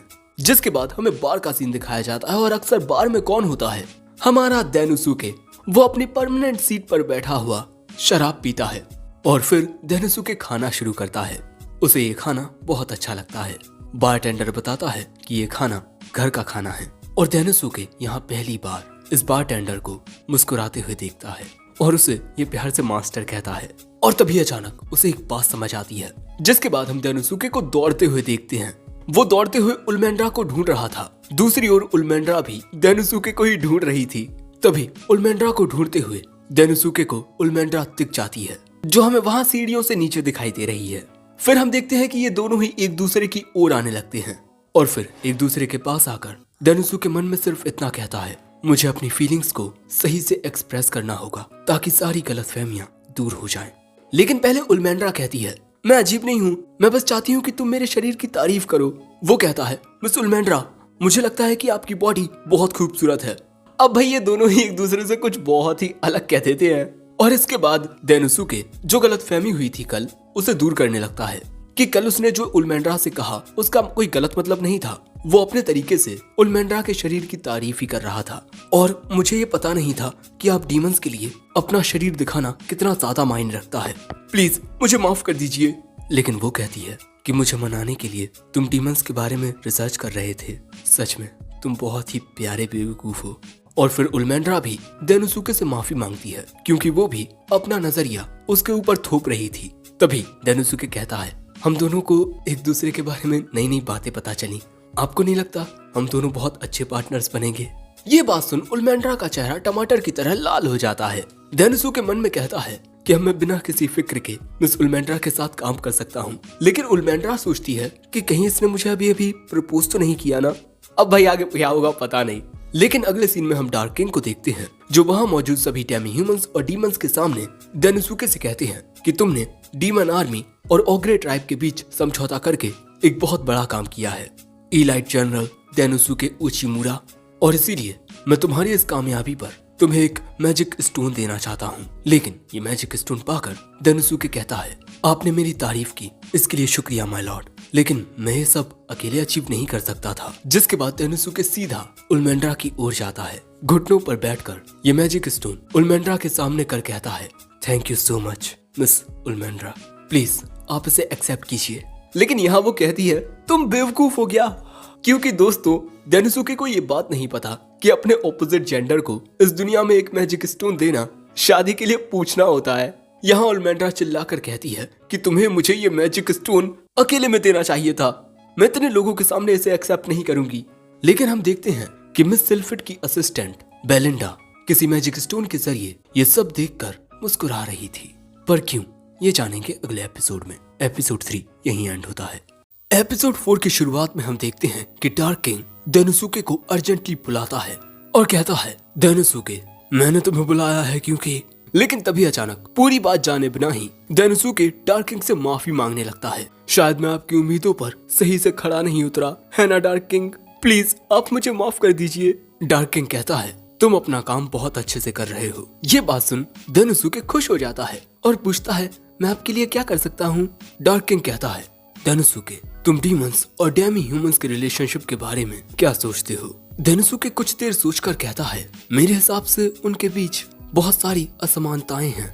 डीमंस के पास ज्यादा एडवांटेज है क्योंकि वो मैजिक का यूज कर सकते हैं। डार्क किंग कहते हैं, तुमने बिल्कुल सही कहा, इसीलिए मैं चाहता हूँ कि तुम कोई ऐसा तरीका ढूंढो जिससे हर कोई मैजिक का यूज कर सके। डेनोसुके कहता है, लेकिन डार्क किंग मैं मैजिक का यूज नहीं कर सकता, ये मेरे बस की बात नहीं है। ये सुन डार्क किंग तभी एक मैजिक स्टोन को सम्मन करता है और वो इस मैजिक स्टोन को डेनोसुके को देकर कहता है, तुम इसे अपने अनुसार आकार देना। और अगले ही पल में वो मैजिक स्टोन चमकने लगता है और अब डेनोसुके को अपने अनुसार ही इस मैजिक स्टोन का यूज करना है। और साथ ही यहाँ पर डार्क किंग डेनोसुके को एक मैजिक रिसर्चर भी असाइन कर देगा और वो मैजिक रिसर्चर है आर्कमेज ऑफ स्टॉर्म्स सिल्फिड। मैंने उसके साथ बात कर ली है, लेकिन कोई भी गलती मत करना क्योंकि गलतियों पर सिल्फिड रहम नहीं दिखाती। ये बात सुन डेनोसुके घबरा जाता है। अब अगले सीन में जब डेनोसुके जा रहा था तब हम देखते हैं कि उल्मेंड्रा उसे छुपकर देख रही थी और यहाँ पर वो काफी खुश थी क्योंकि कुछ वक्त पहले डेनोसुके ने उल्मेंड्रा को ये मैजिक स्टोन दिया। दूसरी ओर डेनोसुके डीमन लॉर्ड के द्वारा दिए गए मैजिक स्टोन को देख सोच रहा था कि मैजिक स्टोन्स में मैजिकल पावर होती है और इसका यूज करके कोई भी शख्स मैजिक का यूज कर सकता है। जब वो अपना काम कर रहा था तभी ओलुलु उसके लिए चाय लेकर आती है और कहती है, आप तो कुछ ज्यादा ही काम कर रहे हैं। लेकिन तभी डेनोसुके ओलुलु से पूछता है, क्या मैजिक स्टोन का यूज करके डेमी ह्यूमंस भी मैजिक का यूज कर सकते हैं। वो कहती है, हाँ शायद, पर मैजिक का यूज करने के लिए स्किल्स की जरूरत होती है। जो जान डेनोसुके कहता है, ओह तो मैजिक यूज करने की असली चाबी स्किल है। और फिर वो मन में कहता है, मुझे इस दुनिया की मैजिकल पावर के बारे में और जानना होगा, जिसके लिए मुझे मिस्टर सिल्फिड से बात करनी होगी। जिसके बाद वो मिस्टर सिल्फिड से मिलने उनके कमरे के पास आकर दरवाजा खटखटाता है, लेकिन दरवाजा मिस्टर सिल्फिड की असिस्टेंट बेलिंडा खोलती है। लेकिन उसे पता नहीं होता कि डेनोसुके कौन है। डेनोसुके उसे बताता है कि वो 4 इलाइट जनरल्स में से एक है और वो यहाँ डीमन लॉर्ड के ऑर्डर पर आया है। लेकिन बेलिंडा बताती है कि मिस्टर सिल्फिड यहाँ पर नहीं है। डेनोसुके कहता है, लेकिन डीमन लॉर्ड ने तो कहा था कि उन्होंने सारी बात कर ली है। लेकिन बेलिंडा कहती है, मिस्टर सिल्फिड यहाँ नहीं है, अब आप यहाँ से जा सकते हैं और जब वो आएंगे तब मैं आपको बता दूंगी। लेकिन तभी डेनोसुके दरवाजा पकड़ के कहता है, तब क्या मैं आपसे बात कर सकता हूँ मिस असिस्टेंट। वहीं छुपकर उल्मेंड्रा ये सब देख रही थी। उसे लगता है कि डेनोसुके बेलिंडा को पटाने की कोशिश कर रहा है। अब यहाँ बेलिंडा कहती है, मैं यहाँ बहुत ज्यादा बिजी हूँ मिस्टर डेनोसुके, इसीलिए मैं आपसे ज्यादा देर बात नहीं कर पाऊंगी। डेनोसुके कहता है, मैं बस तुमसे एक बात कहना चाहता हूँ, तुम ही असल में मिस्टर सिल्फिड हो, है ना। लेकिन वो कहती है, मैंने तुम्हें बताया ना, मैं उनकी असिस्टेंट हूँ। लेकिन डेनोसुके कहता है, 3 वजह हैं जिनकी वजह से मुझे आप पर शक है। पहली कि आप चश्मा पहनते हो। किसी डीमन के लिए अपनी बॉडी को सुंदर दिखाना बहुत ज्यादा मायने रखता है। लेकिन आखिर आप ग्लासेस क्यों ही पहनोगी? आपकी नजरें तो कमजोर है नहीं, इसका मतलब ये नकली ग्लासेस हैं। और दूसरा आपका नाम, मैंने चेक किया है कि बेलिंडा ये नाम डीमन लॉर्ड की आर्मी के ऑर्गेनाइजेशनल चार्ट पर नहीं है। और फिर आखिरी रीजन, डीमन लॉर्ड ने मुझे बताया है कि सिल्फिड को ज्यादा काम करना पसंद नहीं, इसीलिए काम से बचने के लिए वो अक्सर अपना रूप बदलती रहती हैं। अब ये बात सुन बेलिंडा कहती है, ठीक है मैं मानती हूँ कि मैं ही one of the 4 elite generals Sylphid हूँ। डेनोसुके पूछता है कि आप ये अजीब सा कॉस्ट्यूम पहनकर अपनी आइडेंटिटी क्यों छुपाती हैं? वो कहती है अगर लोगों को पता चल गया कि मैं कैसी दिखती हूँ तब वो मेरे ऊपर बहुत सारा काम थोपने लगेंगे, और वो यहाँ डेनोसुके के साथ काम करने से भी मना कर देती है। डेनोसुके कहता है लेकिन डीमन लॉर्ड ने तो आपसे बात कर ली थी ना। वो कहती है कि उसे कोई फर्क नहीं पड़ता, और वैसे भी वो एक ऐसी चीज क्यों बनाएगी जो पहले से ही बनी हुई है, क्योंकि तुमने मेरी रियल आइडेंटिटी को पहचान लिया है, इसीलिए मैं रिवॉर्ड के रूप में तुम्हें एक स्पेशल चीज बताती हूँ। वो डेनोसुके को एक अजीब सा मैजिक स्टोन दिखाती है, और इस मैजिक स्टोन में काफी सारे छोटे छोटे मैजिक स्टोन्स लगे हुए हैं जिनमें अलग अलग टाइप के स्पेल्स हैं, यानी कि इसकी मदद से कोई भी शख्स मैजिक का यूज कर सकता है। और सिल्फिड ने ये मैजिकल डिवाइस सालों की मेहनत की रिसर्च के बाद बनाया है, लेकिन सिर्फ एक मैजिक स्टोन बनाने में 10 मिलियन गोल्ड कॉइन्स लगे हैं। साथ ही हाई क्वालिटी ओर्स को ढूंढना भी बहुत मुश्किल होता है। अब अगर तुम ऐसे मैजिक स्टोन्स बनाना चाहते हो तब तुम्हें चाहिए होगा अनलिमिटेड बजट। देखो ऐसे मैजिकल डिवाइसेस बनाना बहुत मुश्किल होता है, इसीलिए तुम्हें हार मान लेनी चाहिए। लेकिन उसकी बात सुन डेनोसुके कहता है मिस सिल्फिड, इस मैजिक आइटम को बनाने के लिए काफी सारे मैजिक स्टोन्स की जरूरत पड़ती है ताकि इसको यूज करने वाला काफी सारे स्पेल्स का यूज कर सके, है ना? तो क्यों ना हम ऐसे मैजिकल आइटम बनाएं जिसमें सिर्फ एक मैजिक स्टोन लगा हो और उस मैजिक स्टोन को यूज करने वाला सिर्फ एक ही स्पेल का यूज कर पाएगा। कई बार हमें नए प्रोडक्ट बनाने के लिए उनमें नई चीजें ऐड नहीं करनी पड़ती, बल्कि पुरानी चीजों को ही हटाना पड़ता है। सिल्फिड भी समझती है कि कम मैजिक स्टोन्स का मतलब है कम बजट। तभी डेनोसुके इस मैजिक स्टोन को निकाल कर कहता है क्या हम इसका इस्तेमाल करके उस मैजिक आइटम को बनाने की कोशिश कर सकते हैं। सिल्फिड को डेनोसुके का ये आइडिया काफी अच्छा लगता है, जिसके बाद वो उस मैजिक स्टोन को लेकर अपना सीक्रेट रूम खोलती है और कहती है इस नए मैजिकल डिवाइस को बनाने के लिए मैं पूरी रात जागने वाली हूँ और इसमें आपको भी मेरा साथ देना होगा। जिसके बाद वो डेनोसुके को पकड़कर उसे अपने साथ खींचकर ले जाने लगती है। अब काफी देर गुजर जाने के बाद भी जब डेनोसुके बाहर नहीं निकलता तब उल्मेंड्रा को चिंता होने लगती है, इसीलिए वो दरवाजा खोलने की कोशिश करती है, लेकिन दरवाजे तो खुलते ही नहीं। अब सुबह हो जाती है और पूरी रात बेचारा डेनोसुके सिल्फिड की मदद करता रहा। पूरी रात की मेहनत के बाद सिल्फिड शायद उस मैजिक आइटम को बना लेती है और उसे रोजमेरिन नाम देती है। और क्योंकि इस मैजिक आइटम को बनाने में कम मैजिक स्टोन्स का यूज हुआ है, इसीलिए इसे बनाने का खर्चा भी कम आया है। अब बारी है इसे टेस्ट करने की और इसका टेस्ट सब्जेक्ट बनेगा डेनोसुके। लेकिन ऐसा करने से पहले डेनोसुके थोड़ा आराम करने के लिए वक्त मांगता है। सिल्फिड 1 घंटे का थोड़ा ही वक्त देती है। अब इस कमरे से बाहर निकलने के लिए डेनोसुके जाने लगता है ताकि यहाँ से जाकर वो कुछ खाए और फिर थोड़ी नींद ले। लेकिन तभी अचानक दरवाजा खुल जाता है, जिसे उल्मेंड्रा बहुत देर से खोलने की कोशिश कर रही थी। दरवाजा खुलने से बेचारा डेनोसुके वहीं गिर पड़ता है। उल्मेंड्रा पूछती है कि तुम पूरी रात यहाँ क्या कर रहे थे, लेकिन डेनोसुके की हालत देख वो उसके पास आकर कहती है हे तुम ठीक तो हो ना। लेकिन तभी वहाँ सिल्फिड आकर कहती है अगर तुम्हें इतना शोर मचाना है तो बाहर जाकर मचाओ। लेकिन उल्मेंड्रा पूछती है कि वो लड़की कहाँ गई। सिल्फिड कहती है कौन लड़की, यहाँ पर सिर्फ मैं और डेनोसुके हैं। तभी यहाँ पर ये दोनों आती हैं और वो इन्हें बताती हैं कि एक इमरजेंसी आ गई है। कहीं से फुटप्रिंट बर्ड्स का एक झुंड आ गया है और उसने काफी सारे टाउन्स पर हमला कर दिया है। फिर हमें पता चलता है कि फुटप्रिंट बर्ड्स बहुत ही ज्यादा खतरनाक होती हैं, इसीलिए डीमन लॉर्ड ने उन्हें खत्म करने का आदेश दिया है। इसीलिए ये लड़की उल्मेंड्रा को यहाँ से ले जाने लगती है, क्योंकि यही लड़ने में सबसे ज्यादा ताकतवर है।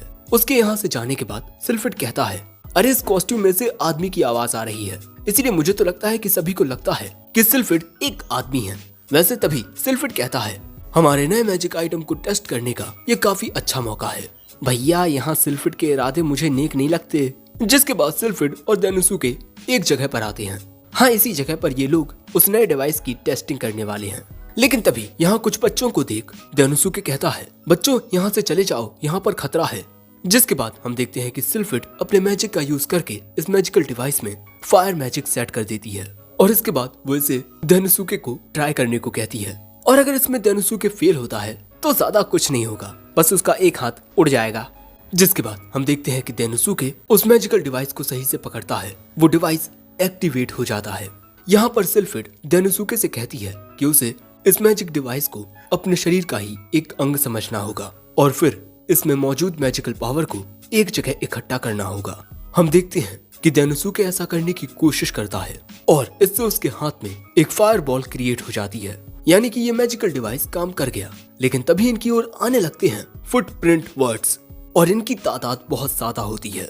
सिल्फिड कहती है चलो अब वक्त आ गया है, इस मैजिकल डिवाइस का यूज करो। जिसके बाद डेनोसुके उस फायर बॉल से अटैक करता है जो एक बर्ड में जाकर लगता है और फिर वो एक साथ 3 फायर बॉल को शूट करता है जो फिक्स निशाने पर जाकर लगती हैं। अब यहाँ सब कुछ बहुत अच्छे से चल रहा था, लेकिन तभी अचानक मैजिक डिवाइस टूट जाता है और अगले ही पल में एक बर्ड डेनोसुके के सामने आ जाती है और उसे लगता है कि अब वो मरने वाला है। लेकिन तभी सिल्फिड अपने मैजिक का यूज करती है और ये सभी चिड़ियां दूर फेंक जाती हैं। डेनोसुके फिर से इस मैजिकल डिवाइस का यूज करने की कोशिश करता है, लेकिन इस बार कुछ नहीं होता और वो फुटप्रिंट बर्ड्स उसी की ओर आगे बढ़ रही थी। सिल्फिड फिर से अपने मैजिक का यूज करती है इन बर्ड्स को दूर करने के लिए और पूछती है कि तुम मैजिक का यूज क्यों नहीं कर रहे।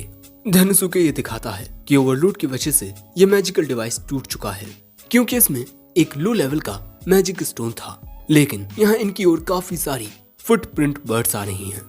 अब इनका ये एक्सपेरिमेंट फेल हो चुका है, लेकिन सिल्फिड को भी लग रहा था कि ये मैजिक डिवाइस काम कर जाएगा। अब इन्हें यहाँ से जाना पड़ता है और रात के वक्त हम देखते हैं कि डेनोसुके यहीं एक गांव में ठहरा हुआ है। तभी 2 बच्चे उसके लिए खाना लेकर आते हैं। वहाँ पर सिल्फिड भी थी और वो यहाँ पर खाना नहीं खाती। उसके पास मौजूद बच्ची ये कहकर जाने लगती है कि अगर तुम्हें भूख लगे तो मुझे बता देना। अब ये सब देख डेनोसुके कहता है मुझे लगता था कि सभी डेमी ह्यूमंस फिजिकली स्ट्रांग होते हैं, लेकिन कुछ डेमी ह्यूमंस इन बच्चों की तरह भी होते हैं। सिल्फिड अपना मुखौटा उतार कहती है हाँ ये छोटे और कमजोर होते हैं, लेकिन ये लोग हमेशा बहुत खुश रहते हैं। यानी कि दोस्तों ये बच्चे नहीं हैं, बल्कि ये ऐसे डेमी ह्यूमंस हैं जिनका साइज छोटा ही रहता है। और तभी अचानक सिल्फिड को अपना पास्ट याद आता है, जब उसने डिसाइड किया था कि वो मैजिक आइटम्स बनाएगी। वो एल्फ मर्चेंट्स के एक परिवार में पैदा हुई थी, लेकिन कुछ प्राइवेट पर्सनल रीजंस की वजह से सिल्फिड ने अपना घर छोड़ दिया और जब वो बिना खाना पानी के मरने ही वाली थी तब कुछ डेमी ह्यूमंस ने उसकी मदद की। लेकिन वो खुद गरीबी में जी रहे थे और मैं उनकी मदद करना चाहती थी, इसीलिए मैंने मैजिक आइटम्स बनाना शुरू किया। लेकिन इसके बाद मैं अपने काम में इतना उलझ गई कि मैं ये तक भूल गई कि मैंने ये काम क्यों शुरू किया था। हे डेनोसुके, रिसर्चर्स का असली मकसद होता है कि वो अपनी रिसर्च से दूसरों की मदद कर सके और हमें भी यही करना होगा, क्योंकि फुटप्रिंट बर्ड्स का वो झुंड जल्द वापस लौटेगा। लेकिन सवाल अभी भी यही है कि हम उन्हें हराएंगे कैसे। अब ये बात सुन डेनोसुके फिर से खुद को बार में इमेजिन करता है। वहीं एक ऑफिस वर्कर के रूप में उल्मेंड्रा भी होती है, जो काम के बाद शराब पीकर अपनी थकान उतार रही थी। जिसके बाद वो खाना खाती है और इस खाने का स्वाद उसे बहुत ही अच्छा लगता है। डेनोसुके भी सोचने लगता है कि इस खाने में कितनी सारी खूबियां हैं और इसे उन नॉर्मल सी चीजों का यूज करके बनाया गया है जिसे किचन में अक्सर लोग फेंक देते हैं। और यही सोचकर वो प्रेजेंट में उठता है और सिल्फिड से कहता है क्या आप 10 रोजमेरिन आइटम बना सकती हैं। वो कहती है कि तुम्हारे दिए गए मैजिक स्टोन की मदद से मैं उन्हें बना तो सकती हूँ, लेकिन उनमें कोई भी इम्प्रूवमेंट नहीं होगी। लेकिन डेनोसुके कहता है कि वो जैसे भी होंगे बहुत काम के होंगे, प्लीज आप उन्हें बनाइए। क्योंकि अब यहाँ पर डेनोसुके फिर से सीरियस हो चुका है। अब अगले दिन हम देखते हैं कि डेनोसुके अकेला खड़ा होता है और उसके सामने उन फुटप्रिंट बर्ड्स का झुंड आ रहा था। वैसे उसके बगल में सिल्फिड भी खड़ी हुई थी। ये बर्ड्स तेजी से इनकी ओर आ रही थीं। तभी डेनोसुके रोजमेरिन्स को एक्टिवेट करता है और हम देखते हैं कि डेनोसुके ने यहाँ अलग अलग जगहों पर इन रोजमेरिन्स को बिछा दिया था और अचानक ही ये बर्ड्स रुक जाती हैं, क्योंकि रोजमेरिन्स आइटम एक्टिवेट होने पर एक ऐसी आवाज निकालते हैं जो इन बर्ड्स को रास नहीं आती और यही आवाज सुन ये बर्ड्स यहाँ से भाग जाती हैं। यहाँ पर डेनोसुके और सिल्फिड का प्लान कामयाब रहा। और दोस्तों एक और बात बता दूं कि रोजमेरिन से जो वो साउंड निकलता है उसमें मैजिक स्टोन की जरा भी एनर्जी खर्च नहीं होती, यानी कि जो खतरनाक बीस्ट हैं उनको मैजिक के यूज किए बिना ही डराकर भगाया जा सकता है। और अब इसी आइटम की खूबियां डेनोसुके डार्क किंग को बता रहा था कि जितने भी बीस्ट होते हैं वो इन रोजमेरिन से निकलने वाले साउंड को सुनकर भाग जाते हैं। ये बात सुन डार्क किंग कहता है मैं ये देखकर इम्प्रेस्ड हूँ कि तुमने इन मॉन्स्टर्स की दिक्कत को इतनी आसानी से सुलझा दिया। तुम दोनों से मैं बहुत खुश हुआ हूँ। और सिल्फिड मैं चाहता हूँ कि तुम इन रोजमेरिन्स को बड़ी तादाद में बनाओ और उन्हें गांव वालों में दे दो। जिसके बाद हम अगली सुबह सिल्फिड को देखते हैं जो यहाँ अकेली खड़ी हुई थी। तभी उसके पास डेनोसुके आता है उसे शुक्रिया कहते हुए, तुम्हारी मदद के बिना मैं कुछ कर ही नहीं पाता सिल्फिड। लेकिन वो कहती है मैं भी तुम्हें शुक्रिया कहना चाहती हूँ। तुम्हारी मदद से मैं उस रिसर्च को आगे बढ़ा पाई जिस पर मैं सालों से अटकी हुई थी, और इसी के लिए शुक्रिया तेनोसुके उचिमुरा। ये तुम्हारा मुझ पर कर्ज रहा। अगर तुम्हें कभी भी कोई मदद चाहिए हो तुम मुझसे जरूर कहना। अगर मेरे पास वक्त हुआ तो मैं जरूर तुम्हारी मदद करूंगी। और हाँ, ये लो। वो देनुसुके की ओर कोई चीज फेंकती है। देनुसुके उसे पकड़ लेता है। ये एक मैजिकल डिवाइस है जो फायर मैजिक के साथ इन्फ्यूज है, और इसे हम रोजमेरिन्स का इम्प्रूव्ड वर्जन कह सकते हैं। और ये देनुसुके को देकर सिल्फिड यहाँ से चली जाती है। देनुसुके देखता है कि ये डिवाइस सिल्फिड ने उसके लिए बनाया है, जिसके बाद वो अपने ऑफिस में आता है और भी ज्यादा काम करने। लेकिन तभी उल्मेंड्रा दरवाजा खोलती है, जिससे बेचारा देनुसुके वहीं गिर पड़ता है। और यहाँ ये गुस्सा कर रही थी कि तुमने मुझे पहले क्यों नहीं बताया कि तुम सिल्फिड के साथ कोई रिसर्च कर रहे थे। तुम्हें याद है ना कि तुमने मुझे ये मैजिक स्टोन दिया है। तुम्हें दूसरी लड़कियों से दूर रहना चाहिए। लेकिन वो देखती है कि बेचारा देनुसुके वहीं बेहोश पड़ा है। वो उसे उठाकर पूछने लगती है कि तुम्हारी ये हालत किसने की, बताओ मुझे। भाई की किस्मत यहाँ खराब है। वैसे ये एपिसोड यहीं एंड हो गया। एपिसोड 5 की शुरुआत में हमें बार का सीन दिखाया जाता है। वही देनुसुके की इमेजिनेशन यहाँ ऑफिस वर्कर उल्मेंड्रा एक बच्चे को गेम खेलता हुआ देखती है और कहती है, तुम्हारी जिंदगी कितनी अच्छी है, तुम्हारे सारे खर्चे तुम्हारे पेरेंट्स उठाते हैं। पर क्योंकि उस छोटे बच्चे की भूमिका में जीनोम थी, इसीलिए वो ऑफिस वर्कर उल्मेंड्रा से सही से बात नहीं करती, जो देख उसे गुस्सा आ जाता है। देनुसुके को ये देख कुछ समझ ही नहीं आता। लेकिन फिर हमें पता चलता है कि ये स्टूडेंट जीनोम असल में एक माहिर ट्रेडर है। जिसके बाद ऑफिस वर्कर उल्मेंड्रा स्टूडेंट जीनोम से कहती है, तुम बार में हो, तुम्हें अपनी ये हुडी उतार देनी चाहिए। लेकिन वो तो उसकी बात पर ध्यान ही नहीं देती। इसीलिए उल्मेंड्रा जबरदस्ती उसकी हुडी उतारने लगती है और वो उसे उतार भी देती है।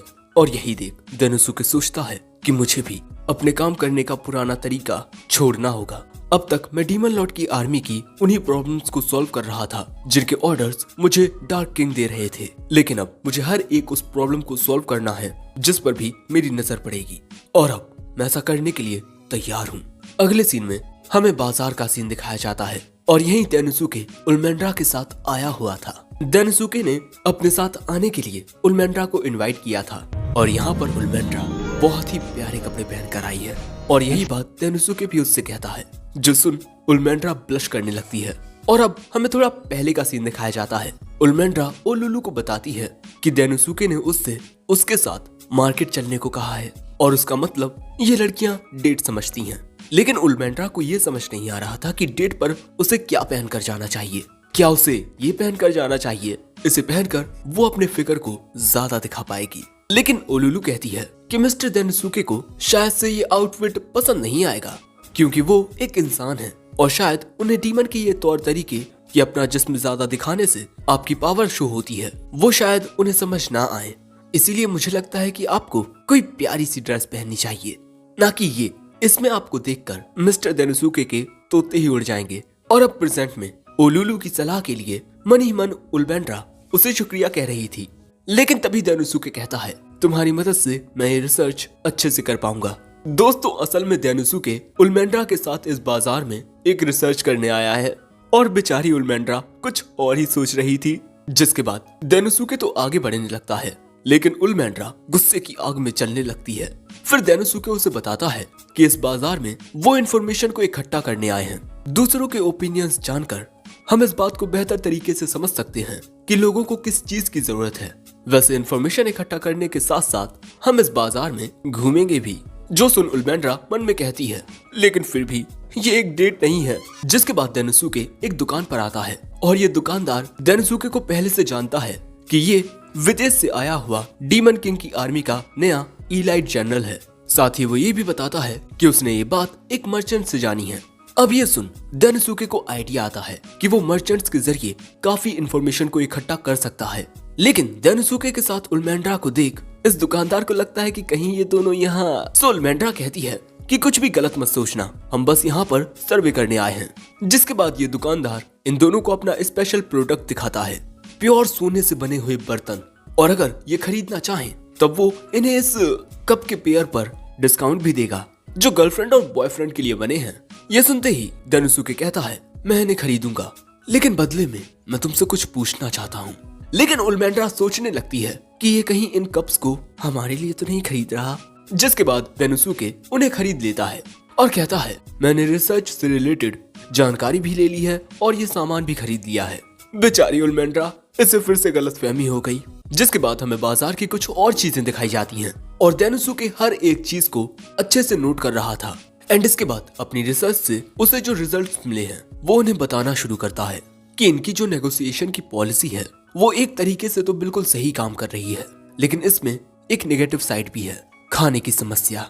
इनके यहाँ जो खाने की मेन फसल है उसके प्राइस बहुत तेजी से बढ़ते जा रहे हैं, जिसका सीधा असर लोगों की जिंदगी पर पड़ रहा है। जब उल्मेंड्रा भी इस फसल को डीमन किंग की आर्मी के लिए खरीदने के लिए चाहती है तब उसे भी ये फसल बहुत महंगी पड़ती है, लेकिन फसल बेचने वालों को देखकर भी नहीं लगता कि वो इससे प्रॉफिट कमा रहे हैं। जो जान डेनोसुके कहता है, इस पूरी मार्केटिंग पॉलिसी में ही कोई बड़ी दिक्कत है। अब देखो, जो होलसेलर्स होते हैं वो किसानों से फसलों को कम कीमत पर खरीदते हैं, लेकिन वो उसी फसल को दुकानदारों को बहुत महंगे में देते हैं। इसीलिए ना चाहते हुए भी दुकानदारों को फसल की कीमत बढ़ानी पड़ती है ताकि कम से कम वो उतना तो कमा पाए जितना उन्होंने लगाया है। जो जान उल्मेंड्रा कहती है, तब हम होलसेलर्स के पास जाकर इस पूरी दिक्कत को सॉल्व कर सकते हैं। लेकिन डेनोसुके बताता है कि होलसेलर्स एक बहुत ही बड़ी कमर्शियल ऑर्गेनाइजेशन जिसे गिल्ड कहते हैं उसके द्वारा मैनेज किए जाते हैं। इसीलिए अगर हमने बिना सोचे समझे कोई भी कदम उठाया तो इससे हमें बड़ी दिक्कत हो सकती है। और इसके अलावा भी इस देश में काफी सारी दिक्कतें हैं। डीमंस और डेमी ह्यूमंस के बीच असमानताओं का होना भी एक बड़ी समस्या है, लेकिन सभी दिक्कतों को एक साथ हल नहीं किया जा सकता। एक बार में एक दिक्कत पर ध्यान देना होगा। और इसी के साथ इनकी आज की मार्केट रिसर्च खत्म होती है। तो अब आप क्या करना चाहेंगी मिस उल्मेंड्रा? क्योंकि अभी भी हमारे पास काफी वक्त है। उल्मेंड्रा को लगता है कि अब वो डेनोसुके के साथ अपनी डेट कर पाएगी, लेकिन तभी वहाँ मिस जीनोम आ जाती हैं। उसे देख डेनोसुके पूछता है, क्या आप यहाँ शॉपिंग करने आई हैं? लेकिन वो बताती है कि उसकी प्रजाति में आज के दिन एक रिवाज मनाया जाता है। इसमें जिन लोगों की आप परवाह करते हो आप उन्हें तोहफे देते हो, और यहाँ पर मिस जीनोम शायद इसी रिवाज के लिए तोहफे खरीदने आई हैं। लेकिन यहाँ जीनोम को देख उल्मेंड्रा को बहुत ज्यादा गुस्सा आ रहा था। लेकिन तभी यहाँ पर ये दो चूहे वाले डेमी ह्यूमन आते हैं जीनोम से मदद मांगने, जिसके बाद ये दोनों इन सभी को अपने स्टोर में लेकर आते हैं और फिर इन्हें बताते हैं कि पिछले कई सालों से ये दोनों हस्बैंड वाइफ अपने इस स्टोर में चीमोजू नाम का खाना बेचते आए हैं, लेकिन हर साल इनकी बिक्री कम होती जा रही थी और ये दोनों इसी बात से परेशान चल रहे थे कि तभी इनके पास एक मर्चेंट आया, एक काफी बड़ा मर्चेंट। उसका नाम बुटाकेलियन था। उसने कहा, क्योंकि फसलों की कीमत बहुत ज्यादा बढ़ गई है तो क्यों ना इस चीमोजू से भी पैसे कमाए जाएं, क्योंकि ये चीमोजू सस्ता होता है। और उसने इन्हें एक बहुत बड़ा ऑर्डर दिया, लेकिन जैसे ही इनका ऑर्डर पूरा होने वाला था उसने ये डील करने से मना कर दिया, ये कहकर कि मुझे पता नहीं था कि चीमोजू को सिर्फ एक दिन तक ही रखा जा सकता है, एक दिन बाद वो खराब हो जाते हैं। और क्योंकि इन दोनों ने इस डील को पूरा करने के लिए अपने सारे बचे हुए पैसों को चीमोजू बनाने में लगा दिया और अब इनके पास एक फूटी कौड़ी भी नहीं बची। सो अब मिस जीनोम डेनोसुके से कहती हैं, मैंने सुना है कि तुम एक बहुत ही अच्छे नेगोशिएटर होने के साथ साथ बहुत अच्छा खाना भी बना लेते हो, तब क्या तुम इस मैटर के बारे में कुछ कर सकते हो? ये सुन डेनोसुके सबसे पहले इस चीमोजू को लेकर इसे टेस्ट करता है और फिर सीरियस होकर कहता है, मैं आपके स्टोर को बचा सकता हूँ। ये बात सुन ये अंकल आंटी खुशी के मारे रोने ही लगते हैं। डेनोसुके कहता है, आप सारा काम मुझ पर छोड़ दीजिए। मिस जीनोम वहाँ से ये कहकर जाने लगती हैं कि ठीक है, अब ये काम तुम संभालो। उल्मेंड्रा कहती है, चल भाग यहाँ से, हम सब संभाल लेंगे, छू छू। अगले सीन में डेनोसुके अंकल आंटी से इनका गोल क्लियर करने को कहता है, क्योंकि एक बिजनेस में आपका गोल ही सबसे ज्यादा मायने रखता है कि आप कितने वक्त में क्या अचीव करना चाहते हैं। आपके द्वारा बना ये इतना सारा चीमोजू जिसकी बिक्री करने में आपको आधा महीना लगता, वो एक दिन बाद खराब हो जाएगा। इसका मतलब हमें आज के दिन के एंड तक ये सारे चीमोजू बेचने होंगे। ये तीनों कहते हैं, हाँ हम इसे बेचेंगे। आगे डेनोसुके बताता है, आपके इस चीमोजू नाम के खाने का स्वाद जहाँ से मैं आया हूँ वहाँ के एक खाने से बिल्कुल मिलता जुलता है, और सच मानिए ये बहुत ही अच्छा है, लेकिन इसमें थोड़ी कमी है। लेकिन हम इसी बात का फायदा उठाएंगे। हम चीमोजू को अलग अलग डिशेस के साथ बेच सकते हैं, लेकिन अब सवाल आता है कि हम इसे बेचने के लिए किस रेसिपी का यूज करें। तभी ये दोनों बताते हैं कि इनका बना चीमोजू एक काफी पुराना खाना है और इनके रेगुलर कस्टमर्स बूढ़े लोग ही हैं, लेकिन अब उनके बीच भी चीमोजू की पॉपुलैरिटी गिरती जा रही है। और नए बच्चे तो इस खाने के बारे में जानते तक नहीं। जो जान डेनोसुके कहता है, हमारे पास ज्यादा वक्त नहीं है, हमें काम को आपस में बांटना होगा। अंकल आंटी और मैं चीमोजू बेचने के नए तरीकों के बारे में सोचने लगते हैं और आप मिस उल्मेंड्रा इसमें लिस्टेड स्टोर्स में जाइए और उनसे इसमें लिखी स्ट्रेटेजी के अनुसार मदद मांगिए। जिसके बाद उल्मेंड्रा यहाँ से चली जाती है। वैसे हम देखते हैं कि बाजार में काफी खेल दिखाए जा रहे हैं, लेकिन तभी ढोल बजाते हुए डेनोसुके आता है। देवियों और सज्जनों, मेरी बात सुनिए, आज रूया है, एक फेस्टिवल जिसे हम एक साथ एंजॉय करेंगे। तभी हम देखते हैं कि मिस उल्मेंड्रा यहाँ पर हो रही बीटल फाइट को बहुत ही ज्यादा एंजॉय कर रही थी। ये एक्साइटमेंट देख एक बच्चा अपनी माँ से कहता है, माँ क्या हम भी ये खेल देख सकते हैं, बस थोड़ी देर। पर क्योंकि लोगों को पता नहीं होता कि आखिर ये रूया क्या है, सो डेनोसुके बताता है कि इससे एक बहुत ही अनोखी कहानी जुड़ी हुई है। काफी वक्त पहले एक बहुत ही प्यारी लड़की और एक लड़का चीमोजू को बेचा करते और फिर एक दिन उन दोनों की मुलाकात एक दूसरे से हो गई और दोनों को ही एक दूसरे से पहली नजर का प्यार हो गया। लेकिन वो लड़की इतनी ज्यादा खूबसूरत थी कि एक बहुत ही ज्यादा ताकतवर आदमी का दिल उस पर फिदा हो गया। लेकिन जैसे ही उसे पता चला कि जिस लड़की पर वो फिदा है वो लड़की किसी और पर फिदा हो गई है, वो आग बबूला हो गया और उसने उन दोनों को एक दूसरे से जुदा कर दिया। लेकिन फिर भी वो दोनों एक चांदनी रात में एक दूसरे से फिर मिले और उसी रात को रूया कहते हैं। और उन दोनों ने चीमोजू खाते हुए हमेशा एक दूसरे के साथ रहने की कसम खाई और उनके इस प्यार को देखकर भगवान उनसे खुश हो गए और उन्हें स्वर्ग में आमंत्रित किया। फिर वो दोनों एक दूसरे के साथ हमेशा खुशी खुशी रहने लगे। जिसके बाद से उस दिन को रूया कहकर मनाया जाने लगा। रूया का मतलब होता है चांदनी रात, और आज वही चांदनी रात है। और आज के दिन आप अपने चाहने वाले को, चाहे वो आपका लवर हो या फैमिली मेंबर, उनके साथ आप एक साथ चीमोजू खाएंगे तो आपकी ख्वाहिश पूरी हो जाएगी। और डेनोसुके की ये बात यहाँ सभी लोगों का ध्यान आकर्षित करती है। दोस्तों, मिस जीनोम के जाने से पहले डेनोसुके ने उनसे इस रिवा फेस्टिवल की हर एक डिटेल जान ली थी। फेस्टिवल के टाइम पर जब आप किसी चीज की मार्केटिंग करते हैं तब उसकी बिक्री बहुत ज्यादा होती है। तभी हम इन अंकल और आंटी को देखते हैं जो यहाँ पर काफी सारे रंग बिरंगे, ये है क्या, शायद इन्हीं में चीमोजू होगा। इसमें 7 रंग हैं। लोग कहते हैं कि क्यों ना हम हर एक रंग का एक एक डिब्बा ले लें। फिर इनकी बिक्री शुरू हो जाती है। डेनोसुके बताता है कि इनके पास बैठने की सुविधा भी है, आप रिलैक्स होकर खाने का मजा ले सकते हैं। जिसके बाद हम देखते हैं कि वहाँ बैठकर लोग खाना शुरू कर देते हैं और यहाँ बहुत सारे यंग कस्टमर्स थे। और यहाँ डेनोसुके ने जिस मार्केटिंग स्ट्रेटजी का यूज किया है, रीपोजिशनिंग, वक्त गुजरने के साथ जिन प्रोडक्ट्स की बिक्री कम हो जाती है तब हम उस प्रोडक्ट की ओर नए कस्टमर्स को आकर्षित करके उस प्रोडक्ट की बिक्री फिर से बढ़ा सकते हैं। और मिस उल्मेंड्रा, आपको हमारी मार्केट रिसर्च तो याद ही होगी। मार्केट में काफी सारे जवान लोग थे और जवान लोगों की एक खास बात होती है कि वो नए प्रोडक्ट्स को ट्राई करना चाहते हैं। इसीलिए डेनोसुके ने चीमोजू और दूसरे स्टोर्स की रेसिपी को एक साथ मिलाकर एक नई रेसिपी बनाई जो कस्टमर्स को बहुत पसंद आ रही है। और अगर ऐसा ही चलता रहा तो रातों रात ये आइटम बहुत ज्यादा पॉपुलर हो जाएगा। यानी कि ये है चीमोजू नाम के एक नए खाने का सूरज की तरह उगना। और इसी बारे में सोचते हुए डेनोसुके अजीब ढंग से हंसना शुरू कर देता है, जो देख उल्मेंड्रा उसे हिलाने लगती है कि अरे तुम्हें अचानक क्या हो गया। फिर दोस्तों ऐसे ही शाम हो जाती है और शाम होते होते अंकल आंटी के सारे चीमोजू बिक गए और इसीलिए ये दोनों डेनोसुके को शुक्रिया कहते हैं। लेकिन डेनोसुके कहता है वो सभी आपकी मेहनत से बिके हैं और उन्हें बेचने में मिस जीनोम का भी बहुत बड़ा हाथ रहा है।